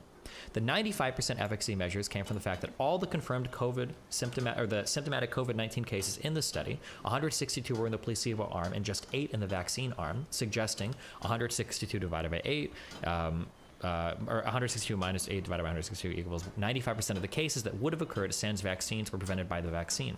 He argues that these suspected but unconfirmed cases should also be included, which would have basically created a bunch more cases in the vaccine group and in the placebo arm, which would result in a far lower efficacy, 19%, far below the FDA bar. Or if leaving out the 409 in the vaccine group and 287 in the placebo group that were within 1 week of the shot and might be side effects of the vaccine, then it would have been, again, way more cases, which would have caused an efficacy of only 29%. He puts these forward as more valid efficacy measures than measures. Pfizer's 92-page report didn't mention the 3,410 suspected COVID-19 cases, nor did its publication in the New England Journal of Medicine, nor did any of the reports on Moderna's vaccine, implying these numbers were purposefully left out of all the reports, perhaps with malicious intent, presenting this as a gotcha result and implying the exceptionally strong 95% efficacy results for Pfizer and Moderna are mirage created by suppressing legitimate COVID-19 case counts. So it seems like he digs through the study and he says that there are some people that should have been included that weren't because they were unconfirmed cases. There's more to this to read, but I guess I'll link you to this if you want to see like a refute, I guess, of this. Yeah, that was very interesting, and I have no idea who's right. I have fucking no idea. Sure, but I'm willing to bet that you're probably going to lean more into the first guy because it seems like he agrees with what you're saying than the refutation provided by this guy. I love how he subtly suggests that he's suffering from confirmation bias. That's not why I would lean more into it. But my kind of like priors, if you want to talk from a Bayesian perspective, would be that there's a large amount of corruption in the pharmaceutical industry. So it would fit that there would also be corrupt whilst hiding these data, which they are, if it were in their financial motives. And yet he cites ivermectin as a, what do you call it? A prophylactic? What? There's no corruption in the pharmaceutical company that produces ivermectin? There's no financial incentive for them to say that it prevents or that it helps with COVID? Like, why? Destiny points this out earlier, which is obviously not something I've covered. But, like, why are we skeptical in one direction but not equally skeptical in the other, despite the fact that the same things that you're saying apply to that side apply to the other side? Yeah, but don't you think if there is a lot of potential corruption in the pharmaceutical industry, but like, wouldn't there be so many wouldn't other pharmaceuticals be incentivized to discover this, or other countries or other academic institutions, and not just like single renegade doctors? Most of the big pharmaceutical companies are funded by the same people. But wait, what do you mean by that? By Vanguard and BlackRock, the main investors in Pfizer, AstraZeneca. Vanguard and BlackRock, these are all majority owners in these. What is like the percentage of ownership that Vanguard has? Vanguard ownership. This is getting out of my wheelhouse, but from my but that's a really important claim, because you're essentially saying that some large equity firms or some large hedge funds or investors are making decisions for these companies to collude with all of them, like. If they're the shareholders, then obviously they're going to be helping make decisions at least. But do you think that Vanguard and BlackRock, you're saying that they have positions on these boards where aren't all of these decisions made publicly? Like, if you own shares in these companies, there's going to be notes for meetings and voting decisions that are sent out to everybody. Like, if people from Vanguard and BlackRock were saying you need to do this or we need to stop fighting with each other, like, that seems to undermine everything I know about how stock ownership or everything works. Yeah, it would be some like grand conspiracy stuff. So I'm not expecting anyone to just fucking instantly switch their opinion on it. But I mean, I wouldn't be expert enough to be able to make an argument in either case. I've listened. Okay, so this is an excellent example of an emotional argument, right? So there's no information, there's no citable data that suggests that these companies are doing these things in a manner which is corrupt, that they are using either their positions or their power or their money to push this stuff, right? His basis of this argument is that we know that companies do shady things. We also know that the pharmaceutical industry has, on several occasions, demonstrated that their primary concern is making profits and they don't care about the impact that it has on people. What was the with the drug in the Midwest?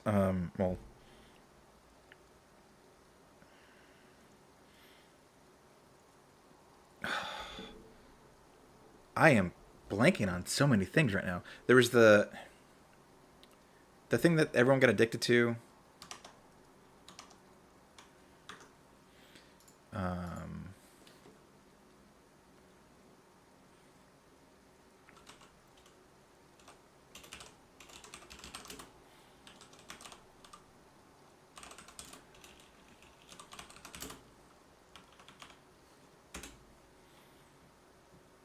The opioid crisis. God, why couldn't I think of that word? Okay, so here's a perfect example, right? There was the opioid crisis just 2 years ago. So we know that pharmaceutical companies do this stuff. And there's a very recent large spread event. He is drawing from all of that information, from all of those disparate pieces of information, that this is a possibility that could be happening with these vaccines. And this is where the confirmation bias comes in, right? There is no data that suggests that's what's happening. There's tons of investigative reporting on these topics, like the Panama Papers came out, or not the Panama Papers. What was it? The Pandora Papers? Yeah, the Pandora Papers. The Panama Papers were on that topic too, right? But so like, there are investigative journalists who look into these things, right? So, and the vaccines have been out for what, a year? Yeah, basically a year, right? Maybe a little bit longer. So if there was this grand conspiracy in these pharmaceutical companies pushing this drug, there are people who are, and this is clearly a talking point that a lot of people use, meaning that there's got to be people investigating this stuff, right? And yet there has been nothing to come out that suggests that that's the case. There's a lot of talk about like, or there's a lot of reporting on like them not releasing the patents on it to allow production in other places. And so there's nothing on this, and yet he is absolutely certain that the reason why the information that is in these studies is because they've skewed the data. That's the only explanation in his mind. Bro, please look up confirmation bias. You'll see your picture. To a lot of arguments, and the conclusion that I can say that I feel pretty damn certain about is that there is a huge precedent in corruption within the pharmaceutical industry where they've lied about their products, they've cherry-picked data, and they've hidden adverse side effects, and then had to pay billions of dollars in fines for the criminal acts that they committed, and still made a ton of money, and nobody went to prison. So I don't think it's a secret that these pharmaceutical companies, Pfizer, Johnson & Johnson, AstraZeneca, Moderna, Merck, they have a huge criminal record, and they seem to be some of, if not the most corrupt companies in. Yeah, I guess it's possible. I don't know if any of that is true. Like looking up, so BlackRock and Pfizer together own like 16% of Pfizer, and I don't even know if that's direct ownership, like the companies own the stocks, or if that's just like managing other people's shares through like ETFs and stuff. I think that we would have to draw more strong lines of like them influencing the decisions of the companies rather than just saying that like, yeah. Right. This is a whole new conversation that would take hours to say, and I'm going to say, don't listen to me. Anybody that's listening to me now, perhaps go and look it up yourself, but don't listen to me about what's true and what's not, because I do not understand the intricacies of how these companies are run. I've heard arguments that say that there's a monopoly that's kind of masquerading as corporate. Oh, look, another conspiracy?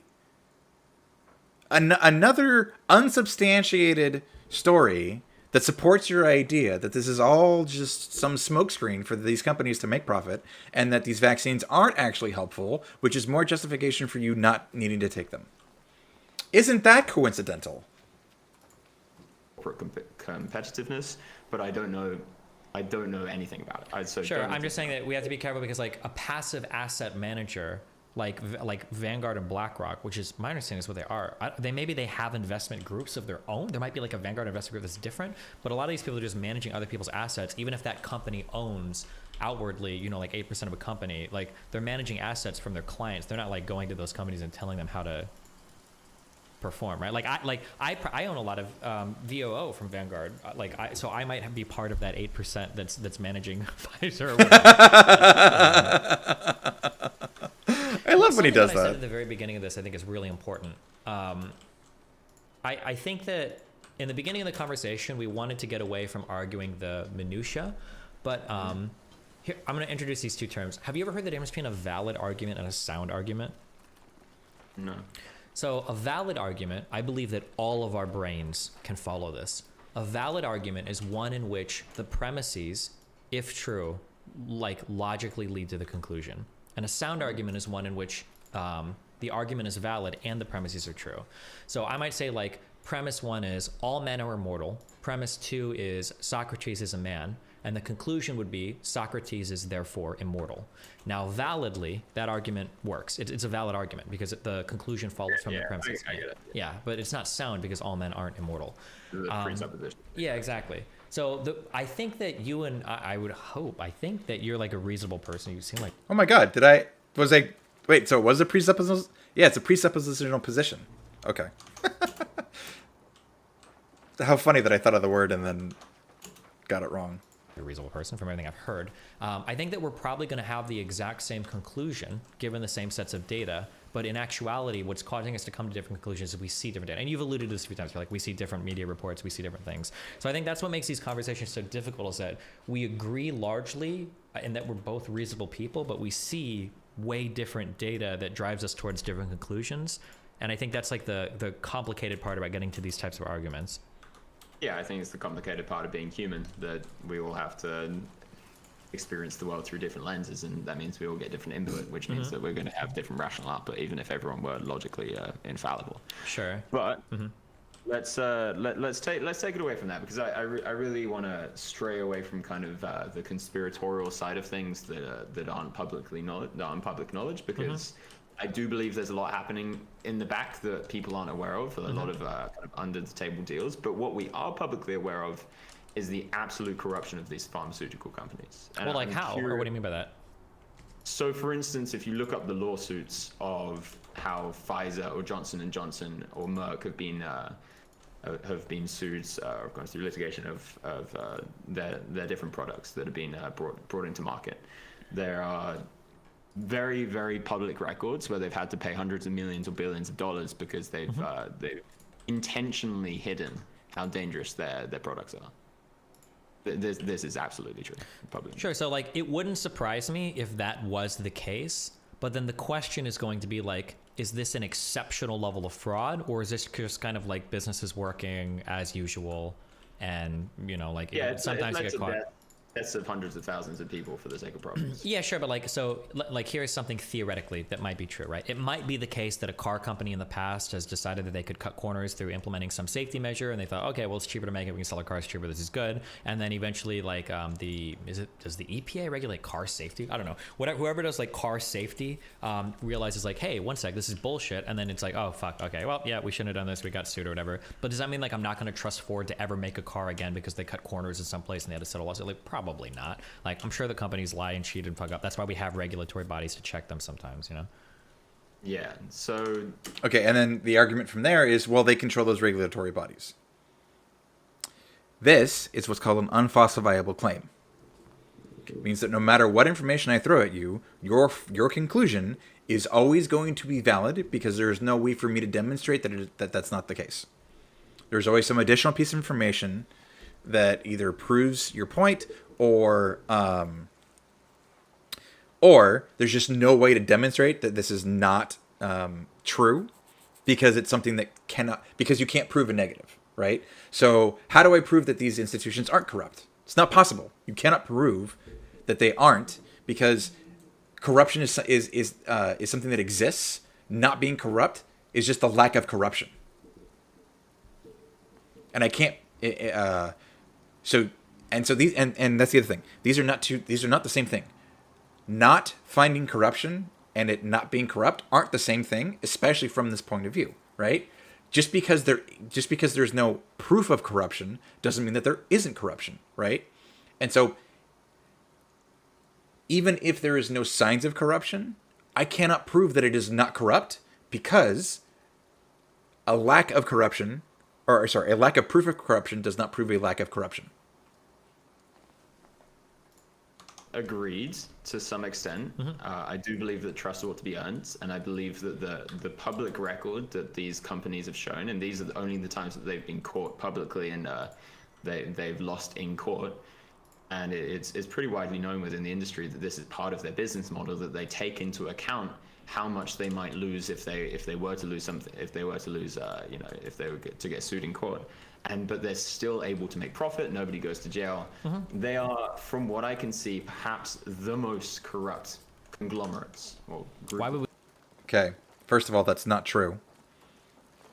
Or that would be very difficult to demonstrate, because, like, a major thing, pharmaceutical companies produce, because of the way pharmaceuticals work, have to produce their goods in OECD nations, right? First world countries, for lack of a better word, because of the technology that's involved in creating pharmaceuticals. Whereas companies who produce other goods, like mining companies, who can own the rights to land in another country that doesn't have, say, child labor laws or anti-slavery laws or minimum wage laws or worker protection laws, right? Like, that's a very difficult claim to prove in the first place. And I don't think I don't think he can prove it. But setting aside my belief that he can't, it's still very difficult to prove in the first place.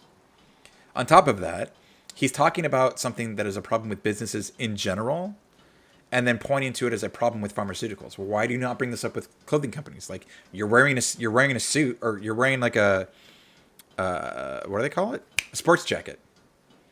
Pretty sure that was made with questionable business practices. Are you calling them out? Do you believe that the clothing industries are corrupt? Like, again, it's selective. It's very selective in which they apply this level of critique, and this lens through which they examine these things. It's laughable that, like, bro, this applies to other things too that you're just not like. We say they're more corrupt than like fossil fuels or like any other big. It feels like every huge organization or conglomerate of organizations is probably incentivized to cut the corners as much as possible, right? Even on individuals, not that I would ever do this, but I've heard crazy stories that people sometimes might exaggerate or under report some things on their taxes, maybe to cut corners a little bit, right? Like, why would we assume that pharmaceuticals are unique in this case rather than like they're exceptionally horrible or evil?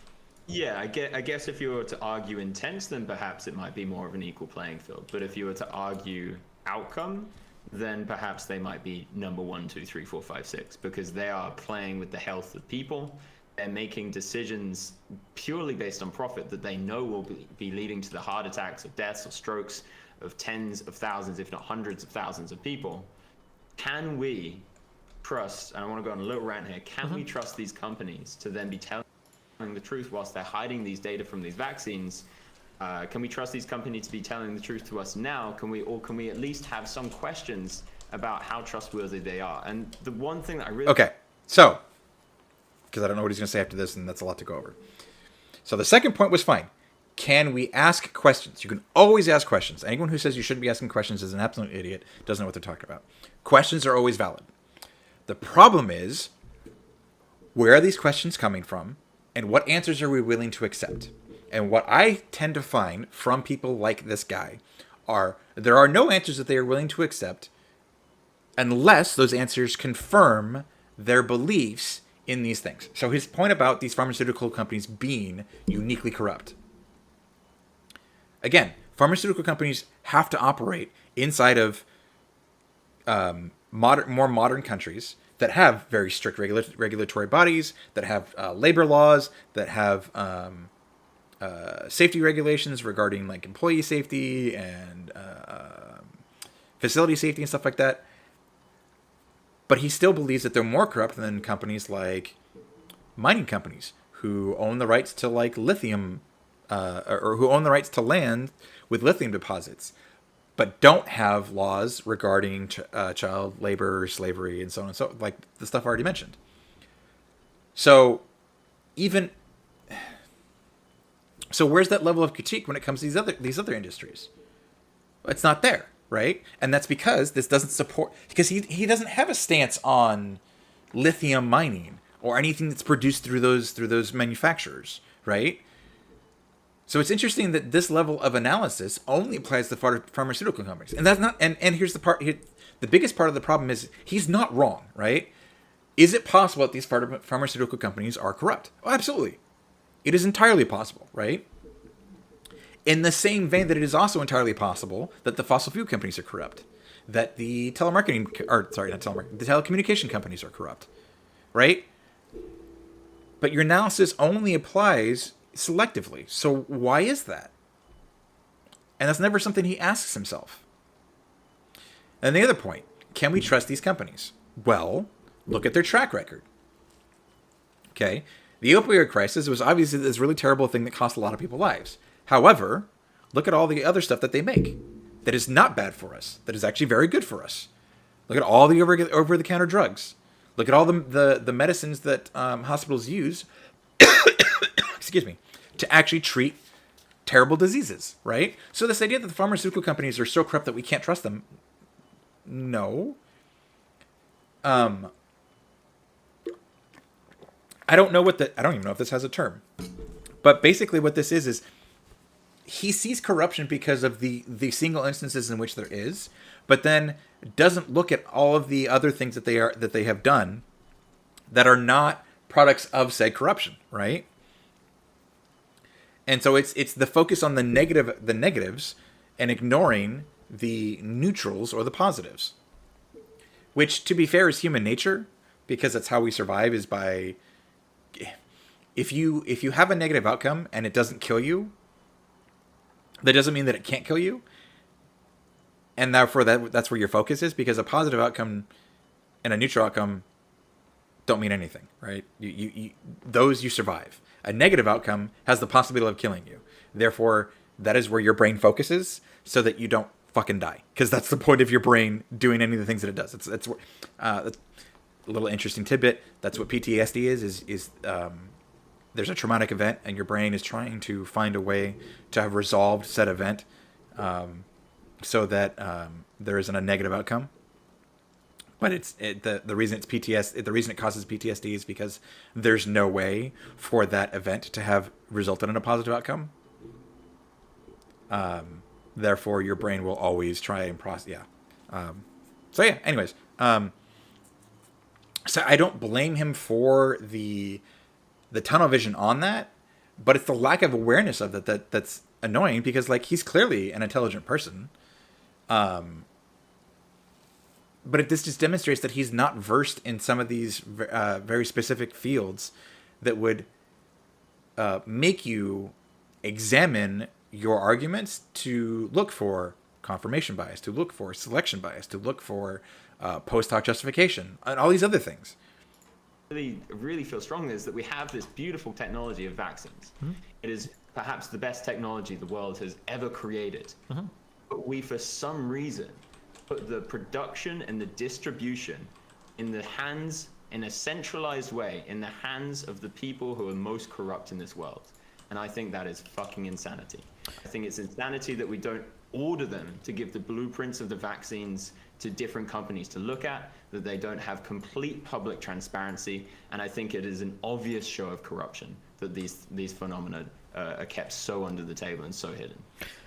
Well, I mean, like the problem, so the first thing you said is, can we trust these companies to tell us the truth? And the answer is absolutely fucking not. But that's why we make them publish studies on all the shit we do. You never take a drug and just say like, oh yeah, I'm sure these guys are being honest. No, of course not. That would be a horrible idea. But this is why they have to publish their studies. This is why they have to jump through the hoops in the FDA. This is why they have to do what they do in order to prove the efficacy of whatever medication or therapy they're trying to sell the public, which I think is fair. Let's maybe hop on that point for a second, and sure. If you can maybe remember the other ones you're going to make. So who do you think collects these data, and who do you think analyzes these data? So the companies themselves are probably in charge of, I would imagine, I think the companies themselves are responsible for managing their own trials, and then they're supposed to submit those trials to public medical journals, and then their peer review board, whatever doctors or scientists sit on those boards, will go through and make sure that the data is done in a responsible manner. And then once they're published, other people should be invited to repeat those experiments in similar ways with the medications to see if the results all coincide with one another. That's my understanding of how the peer review process and the scientific process is supposed to work from start to finish. I don't think that the last statement is true in the case of pharmaceutical products. I don't think that there are other companies that have to make these studies. Secondly, or what do you mean by that? Just so we're clear. So the studies that are created to get these get these products to market are conducted by the companies themselves. Yeah, they are. But I'm saying that once it's published, other people can look into it. You don't need other people to look into it for FDA approval, but once they're published, other companies can look into it. Yeah. They can look into it, but these data have been produced by the company themselves. Sure. And now we have a third or ostensibly third-party system, like the FDA, that's meant to approve or disapprove these drugs. Now, what if there is some cross-contamination, and this is actually very, very publicly spoken about by people who are very critical of the pharmaceutical industrial complex. What if there's some cross-pollination from people who are working within these pharmaceutical companies on boards, also moving over or being part of the chairs of the CDC, or the people who are meant to be, say, guarding the chicken coop. It wouldn't surprise me if people that worked in pharmaceuticals also went on to work like for the CDC or something. That wouldn't be surprising at all. Now, if a conflict of interest like currently exists, you've got like a guy that owns like 5% of Pfizer is like the sole guy deciding whether or not a drug is approved. That's probably not a good thing. But I mean, like these government bodies, oftentimes the people making decisions, it's not just one person. There's going to be bodies of people that are hopefully appointed by elected politicians that are making decisions. Hopefully there are multiple points in checks and balances across the system. So if the pharmaceutical company lies about their data, hopefully either somebody from the company leaks it or we figure it out, or if not, hopefully the FDA catches it. Let's say that a pharmaceutical company lies about their data and the FDA gets it, and let's say there are multiple compromised parties in the FDA, and then they fudge it up. If it was the case that something got far that passed, then hopefully at that point, other people that are looking at the drug and starting to do studies on it, so if not in our country, let's say our whole country's compromised, other countries and other academic institutions might start looking into it as well. At some point, unless it's a worldwide conspiracy, somebody should catch on that something bad is happening. Exactly, and by then tens of thousands of people are dead, which has happened multiple times. Yeah, but the difference is intentionality. Okay. Also, what would you change to prevent that? Like, the system exists as it is, and it's fine to critique the system, but a critique without a solution is pointless. So what's your solve? How do you solve that problem that you have pointed out, right? And I'm not dismissing that like tens of thousands of people dying is bad, because it is. But how do you prevent that? What is the better system? Right? Like there was a drug for it's not formaldehyde. That's what they use to preserve dead things. There was a drug that the EMI approved in Europe that wasn't approved by the FDA in the United States that ended up causing women to give birth to like deformed formaldehyde or thalidomide. Yeah, that was a big deal because the FDA noted, Europe approved it, and then a lot of women had problems with it. But there's a big difference between saying like something was approved that shouldn't have because of either the trials weren't done right or whatever, versus there's like when I say conspiracy, I don't mean like conspiracy theory, but there was like an organized, constructed plot to make it so that something happened. That's a way, way, way heavier claim, I think, than just there was a shoddy, research process or something. Yeah, so I believe, I'm pretty certain on this, the courts concluded that there were grand, let's call it a conspiracy, to hide the side effects of specific drugs and bring them to market. Which one? I'm not trying to push you on but I'll read this later. Like, what do you know? Like a drug where that happened, or like there was actually you might hate to hear this. There was actually a guy on Joe Rogan who was very pro-vaccine, but he was very anti-pharmaceutical company. He laid it out really well. There's also a book called Lost Connections that speaks about this really nicely. There's a lot of people that are very critical of the pharmaceutical industrial complex, but it seems to be pretty common knowledge that for a large amount of people who are, a mixture between pro and anti-vaccine, et cetera, the whole system is corrupt at the core. And but that's boring. I'm not like for the whole system. I want to know, like, is there like a specific case where like here was a vaccine and we can see that this was like done in a corrupt manner and there was like an intentional hiding of the things and like a big pharmaceutical company. Yeah, so I'm just curious. Like, I believe the courts have concluded, not for vaccines specifically, because vaccines they don't have any legal liability since 1996 or something. But there are other drugs that were concluded that is the case.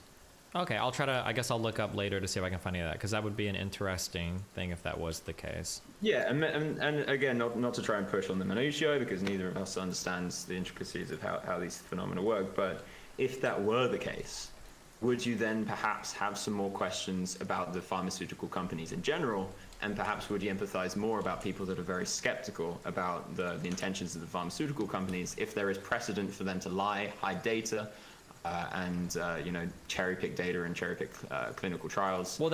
Okay, so here's the problem with that argumentation.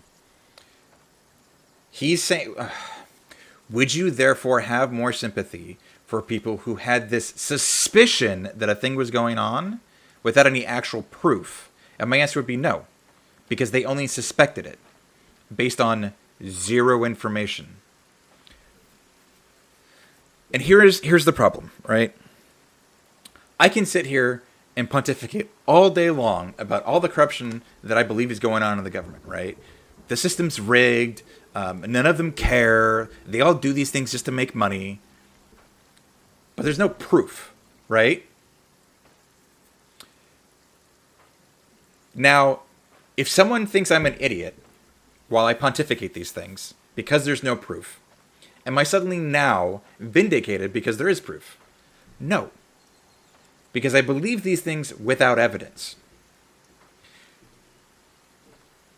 Evidence of a thing existing that I suspected does not make me prophetic or have some sort of special knowledge or insight, right? It just means that my beliefs were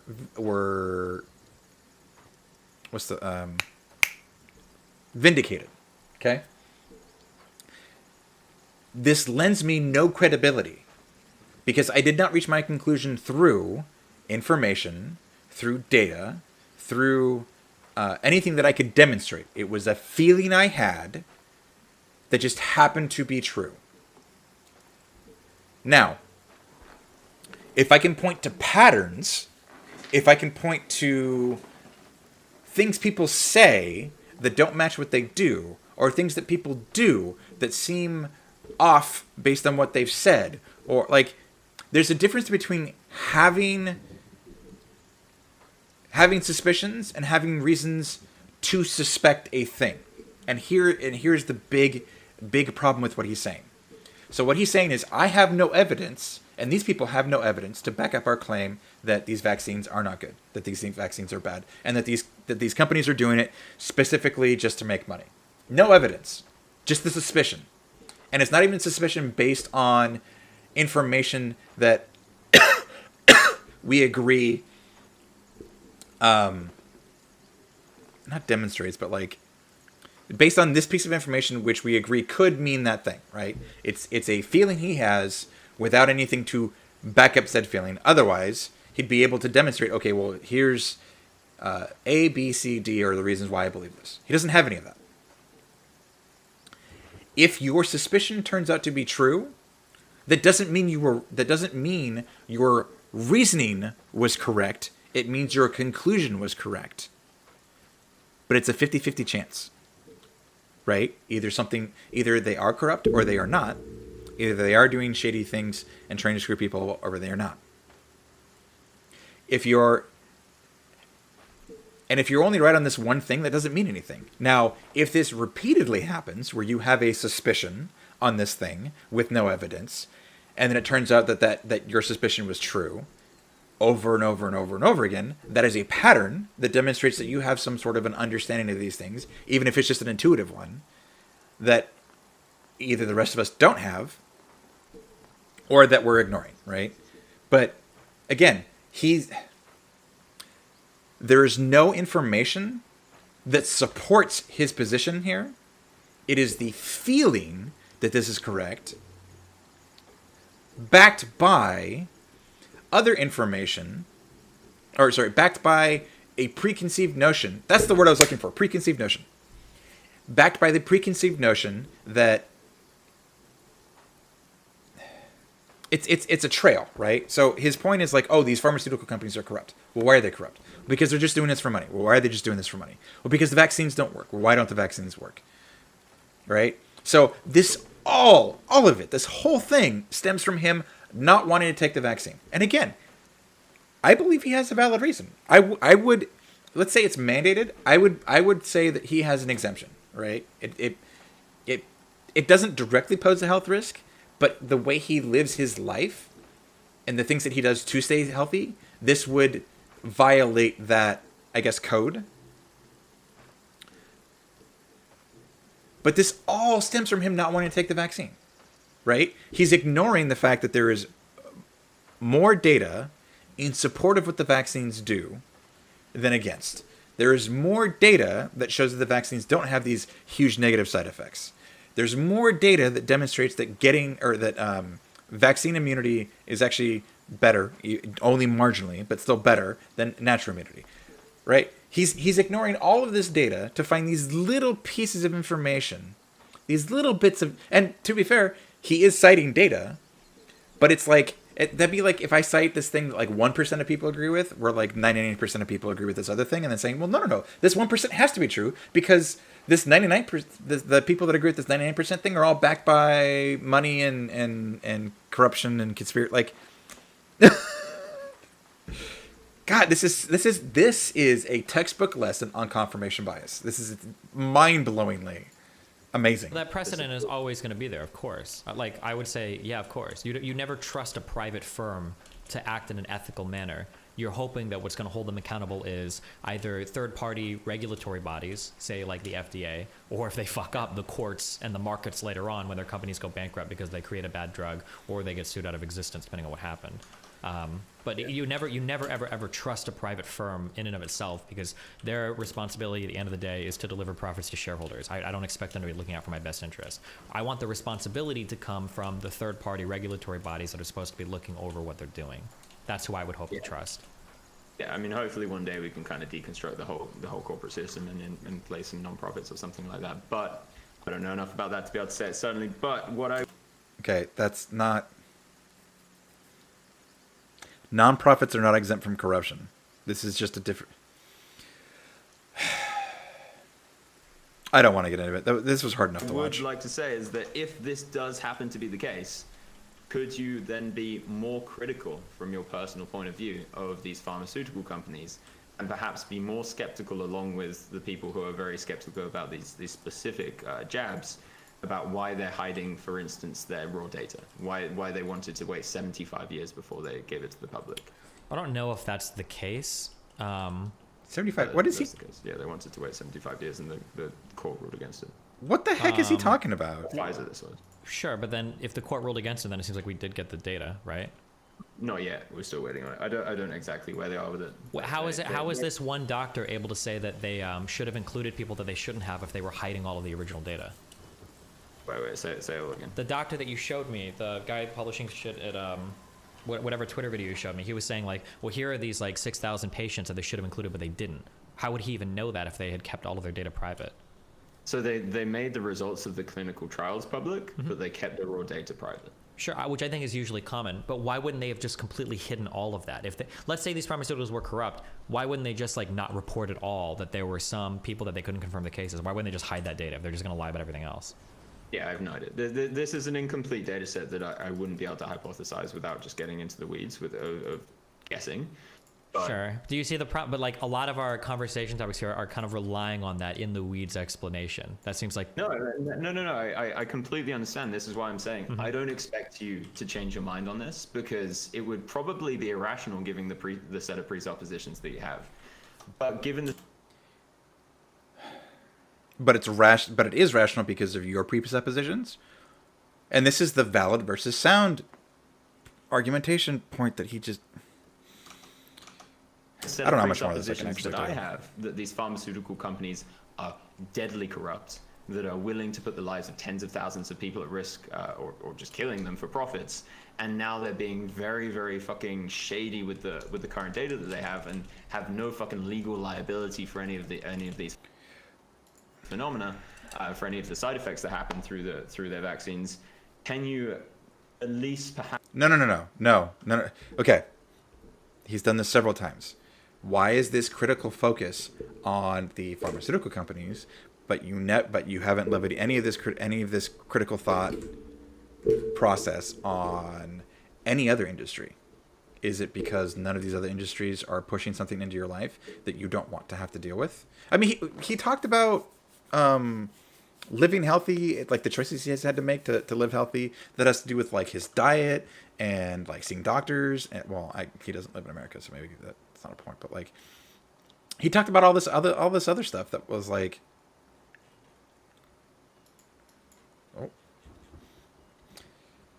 yeah, okay. I just find it interesting that he's like, none of this applies to other, or he isn't applying this to other industries. It's strictly the pharmaceuticals. Isn't that funny? Perhaps adjust your worldview slightly if that presupposition is true, that they have been that shady in the past, to say maybe we do need to turn more of a critical eye towards Pfizer, towards Moderna, etc. Yeah, so no. So this is why I'm so firstly, my understanding is that it's very rare that you ever publish the exact data sets publicly. I don't know if those are turned over to the journals themselves. No. In other scientific, I've seen a bunch of studies that they publish the raw data. I'm just going to say no. It's just not how it works. It's very common practice in a lot of data that you won't publish like the raw data sets themselves. Some people do, but I think it's pretty common that they don't. You can ask other researchers or whatever, but they don't. I've read like a ton of like econ literature and stuff. You don't. A lot of studies in the last couple of years, and I've seen a lot of raw data. Okay. I mean, you can Google like, do studies always publish raw data sets? They just don't. Especially clinical data. A lot of that can be publicly. What? I'm not saying they always do. I'm just saying. Like, sure. I mean, we can think even for HIPAA reasons why you can't publish medical data, right? You would have to like go through processes to anonymize all of it, make sure like.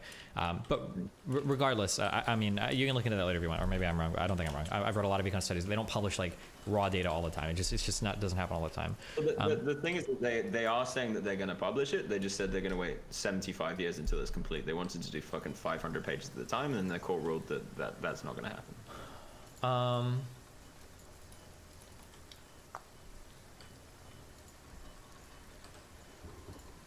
There's a reason why for this, but I would have to read this whole article for why. The reason that they gave is that it just takes a long time with administration, that they can only do 500 pages at a time. But I've heard from a lot of different people that's just complete bullshit. To meet the plaintiff's proposed FOIA deadline, the FDA would have to process a daunting 80,000 pages a month. But the plaintiffs know that the FDA has 18,000 employees and a budget of $6 billion and has itself said that there is nothing more important than the licensure of this vaccine and being transparent about this vaccine. Is that true? They would have to publish 80,000 pages a month to satisfy this FOIA request? Yeah. About that. Well, so I mean, it seems like there's a little bit more to this thing. I'll look into more. I'll throw you this link and I'll read it later. I guess I'm interested. But regardless, backing up a little bit, I think that focusing on whether or not we can trust the pharmaceuticals, I think that's the wrong question. Because I'm a big capitalist and a proponent of capitalism. You never trust what? Me too. Oh yeah, but we never ever trust private firms, to be honest. We just don't. You don't. This is like the whole like you just don't do this. This is why we have third-party regulatory. Otherwise, the FDA, the EPA, the FAA, none of these things would exist because why would they? Like we would trust private companies, right? So the goal is whether or not we can trust the FDA. Or the CDC. Those are the important questions. You also just have to look at the behaviors of different corporations. Like there are a bunch of corporations, for instance, Black Sheep Coffee within the UK. I know the CEO. I know he's a good person. I know that he would never try and fuck over people for the sake of profits. Like there is differentials from an individual's perspective. Obviously, we put safeguards in place. We regulate. But from an individualized perspective, we have to assess the data. We have to assess what we've seen with our own eyes, and say how much do we trust these companies. Yeah, but individually, that doesn't matter. Like, let's say that you know the guy and you trust that guy, but let's say that his company grows bigger and he starts getting a bunch of external investment. Like, you don't know at some point if somebody's going to be making different decisions, or you don't know if you could trust that company, right? There's more data, so we have to take that into consideration. Yeah. But right now, I don't trust it. So when it comes to like pharmaceutical companies, these things are huge entities, right? There's not going to be one person we can either trust or not trust. I would just say my default is always I would never trust a company. I would hope that there are external measures holding them accountable, because unless it's like a small business like Uncle Joe's gas station or some guy that I know down the street, right? Yeah. So yeah, no, I mean, generally agree there. So why were you saying it's the wrong decision to ask the question if we should trust the companies? Yeah, so we should be asking our regulatory bodies functioning. I think that's the important, because our institutions ideally are what's protecting us there over the companies themselves. A lot of the scientists, in fact, one of the main crux of the arguments that the scientists on this side of the aisle are making is that these corporations and their regulatory bodies are captured. Yep. Which is the important, but then the whole conversation is going to become like a de facto, like into the weeds argument on like, well, where is the conspiracy? How do we figure out like who's compromised? Like Which, by the way, the undermining of the argument there is, okay, so it takes, one of the things about secrets is the more people that know it, the less likely it is to stay secret, right? And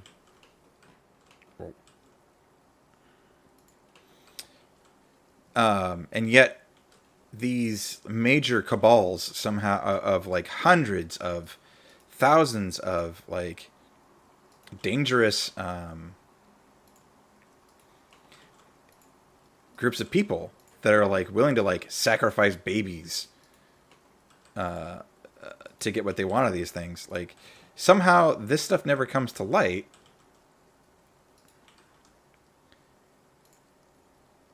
Despite the fact that it would take an incredible amount of people to keep it secret.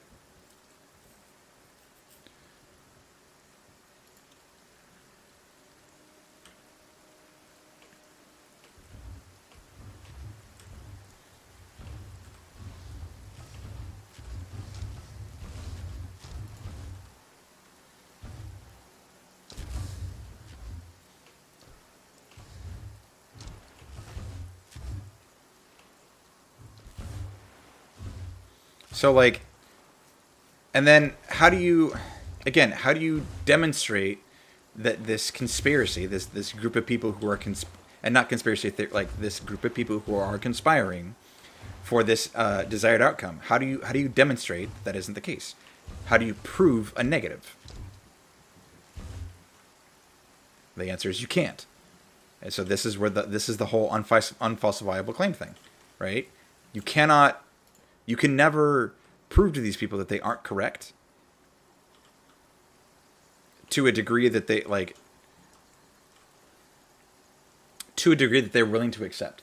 So the other thing that like, and he's asked this before, I don't think he asked it in this conversation, but I know what he's done before is he's asked people, okay, so what is my goalpost to demonstrate to you that this is not that this isn't possible, or that this thing isn't happening the way you think it is, or like, so what, and this is really important, like what is the benchmark I have to reach to show you that what you believe isn't accurate, or I'm sorry, not what you believe isn't accurate, but what you think is going on isn't actually going on.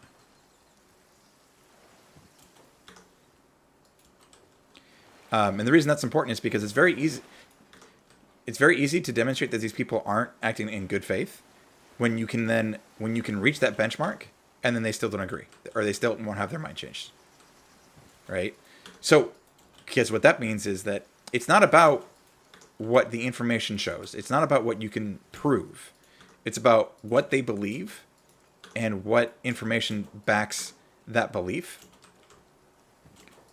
Because they don't believe what they believe because the information they've found shows them that. They believe what they believe because it makes them feel good. And to be fair, this isn't necessarily like, well, first off, everybody does this. But this isn't a bad thing in and of itself. It's only bad when you're unwilling to accept information that proves your belief wrong because it's a belief that you hold, right? Like, I can believe that the sky is green because that makes me feel better if I've never seen the sky. But if I see the sky and it's blue, and I still hold on to the belief that the sky is green because it makes me feel better, well, now I prioritize how something makes me feel over the reality, which means that I'm no longer motivated by what matters. I'm motivated by what matters to my feelings, to what makes me feel good. And that is a problem. You would have to go there, I guess, right? How much Yeah, more that's is where this? loads Jesus. of people have gone and kind of, in my opinion, shown very convincing arguments of, 10 more minutes. that there is regulatory capture to a large extent.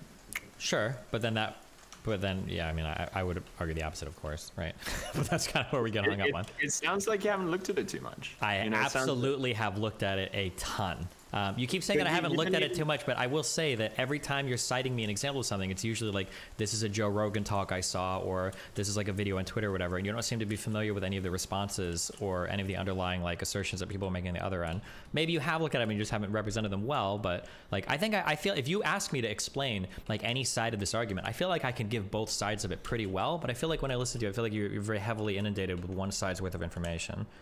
No, I'm gonna fight you, Destiny. That's not true. I'm not here to trade. I mean, I've looked at both sides of the argument to an extraordinary amount, to an unhealthy amount. But I've been making. And yet he cannot articulate, like, it's interesting to me that he says that, but everything Destiny has said that counters any point he makes of his side that he's making, he either like he either hasn't heard or he doesn't have an answer for, or it surprises him. Like, if you've heard both sides of this discussion and you've delved into both sides' reasonings for their views, then nothing Destiny has said should be of any shock to you. So either you haven't and you're lying, which I don't think is the case. What I really think is the case is he thinks he has, but he really hasn't. And so, like, an easy example of of this is, and I'm guilty of this, right? So, like,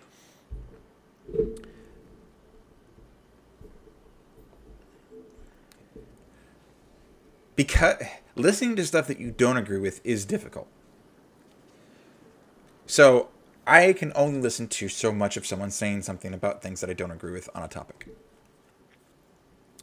That being said, I do listen to the point where I believe I can articulate the arguments that they would use against me to them and have them agree, yes, this is what I'm saying, or yes, this is what I believe. Therefore, when someone says something on that level, I either have a response because I know what they're saying and I've heard it before, or I understand where they're coming from, and my point is not on the lines of argumentation that their point is, right? Which I would then say. He hasn't, like, none of that has come up in this discussion. Which to me means that he understands what some people on the other side of this discussion say, or the major talking points of what other people's, but he doesn't understand the reasonings behind those points. He doesn't understand the rationale behind those points, nor does he understand the nuance of those points. Because if he did, like, nothing Destiny's saying here would be of any surprise to him. Well, I shouldn't say that. There aren't many things that Destiny has said here that would be a surprise to him, because this is just a nuanced take of the other side of this argumentation. And Destiny isn't the only one who makes these points. Like, the only thing that Destiny here has said that is interesting in comparison to what other people say is, like, it was his point about, well, if the democracy of a country says this is the rule, then I would be in support of that being the rule. Arguments on this side. Oh, which, by the way, I didn't do here. Because, like I said, this is such a long... This has been so hard to listen to. But yeah, so Destiny's made a point, because the guy was asking him, like, so what would you do if it was legal for... And he points to Australia, but he was like, what would you do if it was legal for... if people who were unvaccinated were getting locked up in a country? And he's like, well, wait a minute. Is that the policy that the majority of said democracy agrees should be the policy? Because if that's the case, then I'm in support of it. That's what democracy said should happen. The majority, like, if 80% of a population votes that this is the way things should be, and these are the results if you don't follow the way that thing should be, that's democracy. That's part of living in a society, right? So then I would be in support of those end results if that's what democracy chose to do.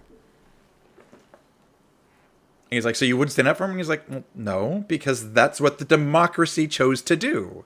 And so that also to me demonstrates that, like, he doesn't care about the processes through which we arrive to conclusions. He only cares about the conclusions, which means that it's not a matter of, does the data actually support my conclusion? It's, what data supports my conclusion?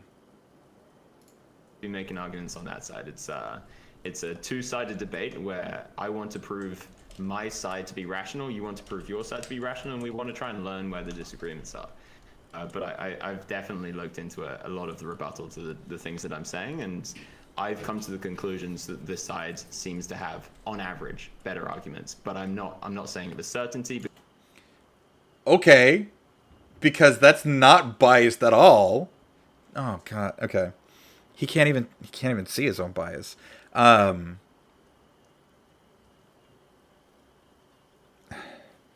was going to make a point and then I forgot. Because some of the rebuttals are legit, and even if they're not, that doesn't mean that the people that I've heard are right.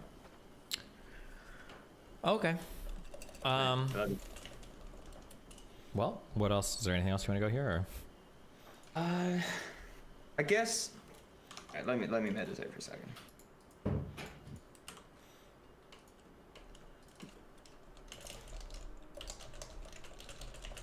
Oh,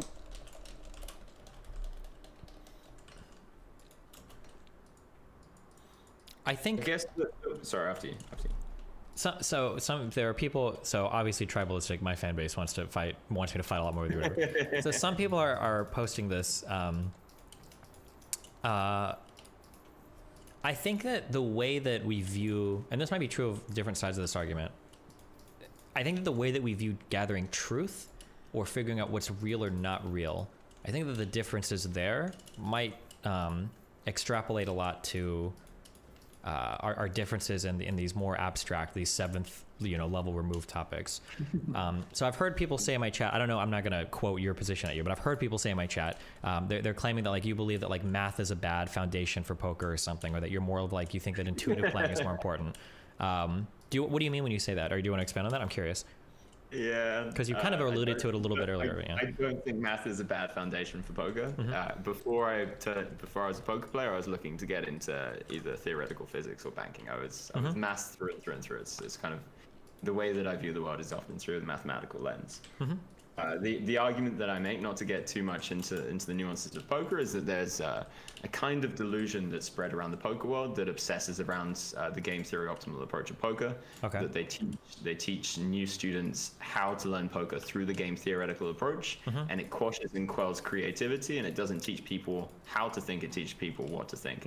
And my argument in the poker world is that people put way too much emphasis on this game theory optimal style of thinking, and that there are multiple different ways that you can play poker very successfully, and I've shown that by winning a fuck ton of money in the high stakes that I could find. Gotcha. Okay. All right. Yeah, whoever's saying that, much love to them. They just don't understand. Tell them to fuck off. Gotcha. Okay. The only reason why I wondered that more was because earlier you mentioned something about intuitions guiding you for poker, and I wondered when you said that if you're one of those people like, oh no, fuck the math, don't worry about that. But then my challenge was going to be that like maybe it might be that you're lucky and that you just happen to have really good intuitions that line up with math, but there are a lot of people that have really bad intuitions, and especially in poker this is the case, right? You remember every single 1 outer or 2 outer you hit on the river, but you forget like certain wins, you forget certain losses. That like people have like huge biases in terms of what they remember. This is why gambling like sucks so many people in. They remember their wins more than their losses and stuff like that. Yeah, no, I mean that's right. But the way that I see intuition, that's interesting that people remember their wins and not their losses, because you'd think the way we're wired is the other way around, because most of the human brain is on the negatives, again, for survival. That's weird. Maybe it's the elation of winning. Or is it the winning is not an expected outcome? That's interesting. I may want to look into that now. it has to be working in duality with intellect. Like I always imagine it as a tree. Like the intellect is the roots and the intuition is the branches. The intuition can reach further than the intellect. It can bring back knowledge that perhaps the intellect can't quite fathom. It brings back images and poetry and art. It just understands it without being able to articulate it. But if you spend all of your time in the intuition without being able to rationally ground yourself, then you just turn into an airy-fairy hippie singing Kumbaya around a circle and telling me that this magic beat is going to make me feel better. Okay. If you spend too much time just in the rational and you don't spend time cultivating the intuition, you become too narrow-minded. You don't find the external data. You only look in a very, very small sphere of the world.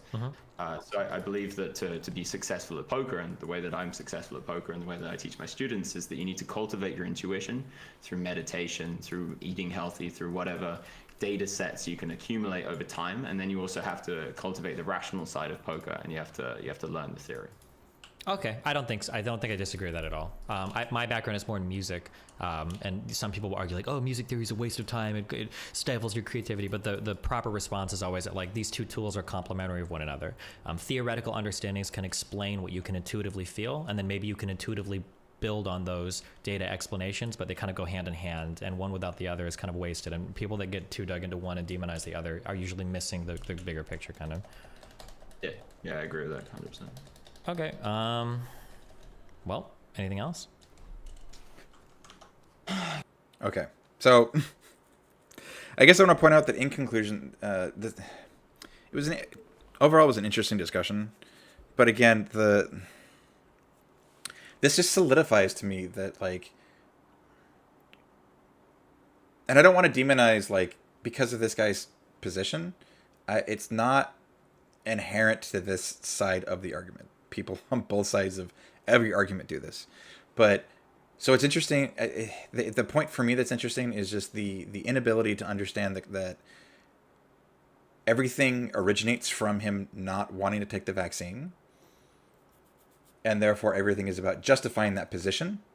All of the data that he cites, all of the information that he sought out, all of the arguments that he agreed with and didn't agree with, are all based on him not believing he should have to take the vaccine.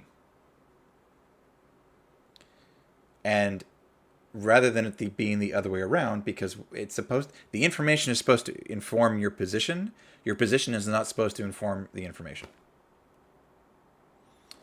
Yeah, this was a pretty good example of someone who's operating from a biased perspective, who isn't, and I don't know if he's unaware of it, but it seems like he's unable to acknowledge it. And this may just be my bias, but like the part that annoys me with this is like there are some discussions where like I can see believing one side of an argument even if I don't agree with it, based on like data where it's like 60-40, 70-30, right? But this is like the climate change stuff, right? Like when 99.9% of a group of people who study this for a living, like this is their job, this is their life, say this is how things are, and then there's a small dissension, and people point to that small dissension and say, no, look, see, there's an actual discussion being had. This isn't settled science. You would never say that about anything else, right? If 99.9% of the people in the world believe that democracy or capitalism is the best system based on the information at hand, and 0.1% of the rest of the world think that capitalism is the worst system ever possible, based on information that those people are ignoring, who does it make more sense to believe, right? And even if that 0.1% of people are correct, it is on them to demonstrate that they are correct. So until the data that they provide demonstrates that their points are correct, which is how you should sway people, to be fair. It's not actually how you sway people, but like, the operating backwards from the conclusion is incredibly annoying, especially as someone who's had my conclusions challenged and then reached different conclusions. Like the inability to recognize that like I'm operating from a position of bias and I am invested in this position being correct, therefore nothing you say can move me off of this position. That's a horrible position to ever have, and this seems to be where he stands, which is why like I do have deeply held beliefs in a number of things, but I am always open to being swayed by information, and there is information that has swayed me. I've brought this up before, not that I'm sure I kept those videos around because I haven't kept any, but like I once thought that rent control was only a positive policy, that there's no way that could have negative outcomes. Turns out that's not the case. There's a lot of information and data that shows that rent control, without other additional policies, doesn't have the intended outcome. After having that information revealed to me, I changed my stance. I no longer believe that rent control on its own is a good policy. But yeah, anyways, thanks for watching. And I plan on doing more of these more often. I've just been trying to get some footage for my gaming channel. Now I have a project in mind. I'm gathering some footage for that. So yeah, I plan on doing these more. But anyways, thanks for watching, and I'll see you guys.